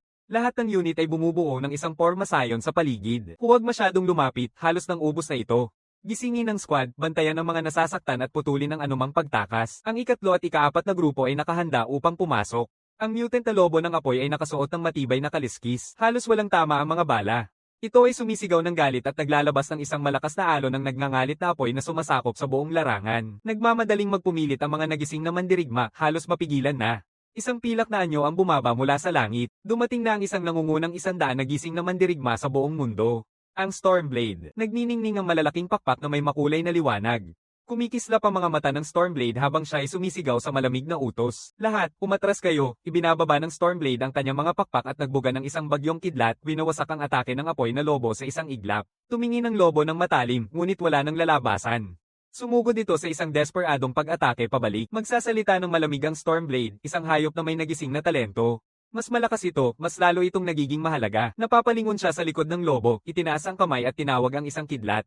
Isang malakas na kulog at tinamaan ng direkta ang lobo. Sumaakyat siya sa hangin at hinahabi ang kidlat bilang isang lambat, pinananatili ang apoy na lobo sa lugar, pagkatapos ay walang habas na pinapalo ito. Nagpapakibaka ang lobo, ngunit walang paraan palabas. Bumagsak ito sa lupa ng may malakas na pagbagsak, itim na itim dahil sa kidlat at tuluyang huminto sa paghinga. Nakanganga ang mga gising na mandirigma habang tinitingnan ito ng may paghanga. Ang pangunahing unit ay hindi totoo. Isang nangungunang 100 na mandirigma sa buong mundo ay tunay na karapat-dapat sa pangalan. Manatiling malamig at matalim ang ekspresyon ng Stormblade. Tumigil na sa pagsasayang ng oras. Agad na simulan ang paghahanap sa mga mutadong prutas. Huwag hayaang mauuna ang Everrise Group sa atin. Sabay-sabay nilang sagot, "Oo, sir." Ang bawat detalye nito ay nakukuha ng Espiritu Agila na troll sa itaas, pinapakain sa akin lahat ng sabay-sabay sa real time. Ang mga larawan ay dumadaloy sa koneksyon ng troll papunta sa aking isipan. Mga baril, kidlat, isang anino ang dumadaan sa aking mga mata. May mga tao nang nakatutok sa lugar na ito. Hindi magiging tahimik ang mga darating na araw. Halos 3 taon na ako dito sa mundong ito, at ito ang kauna-unahang pagkakataon na nakatagpo ako ng bakas ng tao. Sa aking pagkakaintindi, ang kagubatan ay pagmamay-ari ng mga hayop. Ang kanilang pagdating ay winasak ang lahat ng akala kong totoo. Hindi lang sila nagdadala ng makapangyarihang armas, mayroon din silang pambihirang kapangyarihan. Ito ang isang bagay tungkol sa mundong ito na iba sa buhay na aking naranasan noon. Ang pakiramdam ng panganib ay bumabalot sa akin tulad ng isang bagyong ulap. Iniisip ko ng tahimik gamit ang kasalukuyang lakas ko. Kaya ko bang tumayo laban sa mga tao? Alam ko ang katotohanan nito. Ang mga hindi kabilang sa iyong uri ay hindi kailanman magiging tunay na kakampi mo. Kahit na wala akong balak na habulin ang mga tao, sa sandaling mailantad ang aking tunay na kalikasan, darating sila para sa aking buhay ng walang pag-aatubili. Ang tanging paraan upang maprotektahan ang sarili ko ay ang maging mas malakas. Noon, kung hindi ako manalo, palagi akong makakatakbo. Pero ngayon, nandito si Snowpaw. Itong maliit na ito ang nagbigay sa akin ng bagay na mahawakan sa kakaibang mundong ito. Kahit na pinaghihinalaan ko na siya ay isang muling naipanganak na Diyos ng demonyo, hindi iyon kailanman naging mahalaga sa akin. Hanggat tinatawag ako ni Snowpaw na ama, siya ang aking anak. Lagi, kailangan kong pabilisin ang aking paglago. Sabi ko sa sarili ko, tama, magdadagdag ako ng 1,000 gin bukas sa pag-angat. Tanging sa pagiging mas malakas maaari akong makaligtas sa isang mundong puno ng panganib. Isang bagay ang nagbibigay sa akin ng kaunting ginhawa, aking bundok. Ang hanay ng mga bundok, patong-patong na mga tuktok at makapal na gubat ay bumubuo ng isang likas na harang na mahihirapan ng mga tao na tawerin. Ito ay walang duda isang ligtas na puok na ibinigay ng tadhana, nagbibigay sa akin ng oras upang lumago. Inutusan ko ang Eagle Spirit Troll na bantayan ang galaw ng mga tao. Ang Eagle Spirit Troll ay gumagana na parang multo sa makina. Hindi pa nakakatuklas kahit isang hayop nito. Nagmumula sila sa bukas, ako naman sa dilim. Walang mas magandang plano. Sa maayos na lahat, bumabalik ako sa aking teritoryo. Samantala, sa isang tahimik na bahagi ng kagubatan, kumikilos si Blackrock ng mabigat at maingat, bawat hakbang ay nagdudulot ng bahagyang pagyanig sa lupa. Mahigpit na inaalagaan ng malalamang nitong mga paa ang dalawang nagniningning na prutas ng espiritu, ang mga mata nito ay puno ng paggalang.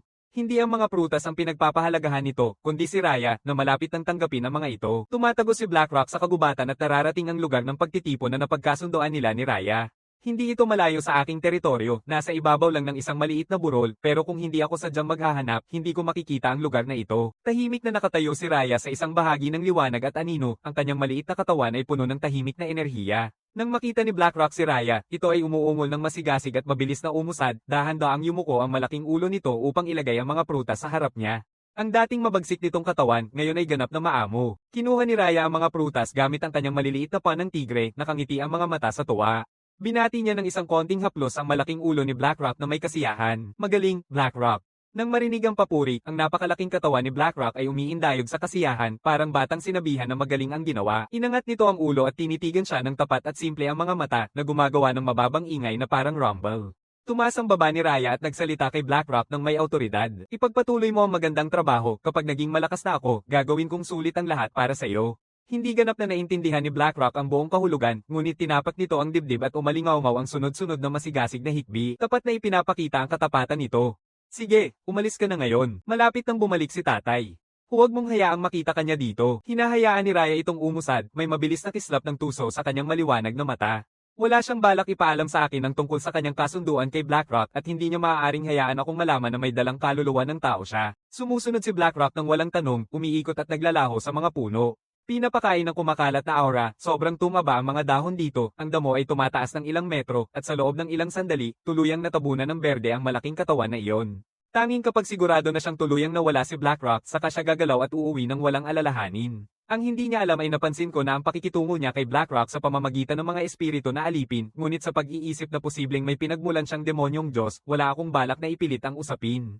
Sa palagay ko, bawat isa ay may sariling sikreto. Maaaring ito ay bahagi lamang ng landas ni Snowpa, at ayaw kong makialam. Ngunit iniisip ko ang mga tao sa labas, nararamdaman kong kailangan ko siyang paalalahanan. Pagdating ni Raya, hindi ko binanggit ang alam ko. Sinasabi ko lang, Snowpa, pansamantala huwag mong iwanan ang lugar na ito, hindi dahil dito. Kumakabog ang puso ni Raya. Nalaman kaya niya ang tungkol sa kanyang plano na makatakas, may kumikislap na takot sa kanyang mga mata. Anak, anong sinasabi mo? Hindi ko kayang iwan ka. Hindi ako sigurado kung dapat siyang paniwalaan, ngunit ang tono ko ay may dalang babala. Ang pananatili ang pinakamainam na pagpipilian. Nandito ngayon ang mga tao sa lahat ng panig. Sobrang delikado na. Mga tao, ngumiti si Raya, saka naintindihan niya.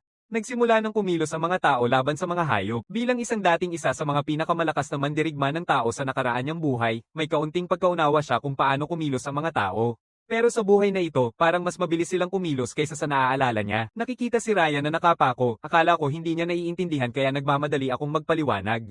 Mga tao, sila ay isang napakalaking nakakatakot na uri ng nilalang. Kung sakaling mahuli ka nila, hihilingin mong patay ka na. Nakatingin si Raya sa akin ng malabo. Ganoon pala ang nakikita ni Papa sa mga tao. Parang siyang muling naipanganak na sinaunang Diyos Demon na ipinanganak laban sa sangkatauhan. Kaya't mas lalong mahalaga na hindi niya malaman kung sino talaga siya. Bahagyang nanginginig ang maliit niyang katawan habang ipinipilit ang pinakakatakutang mukha at samandal sa akin.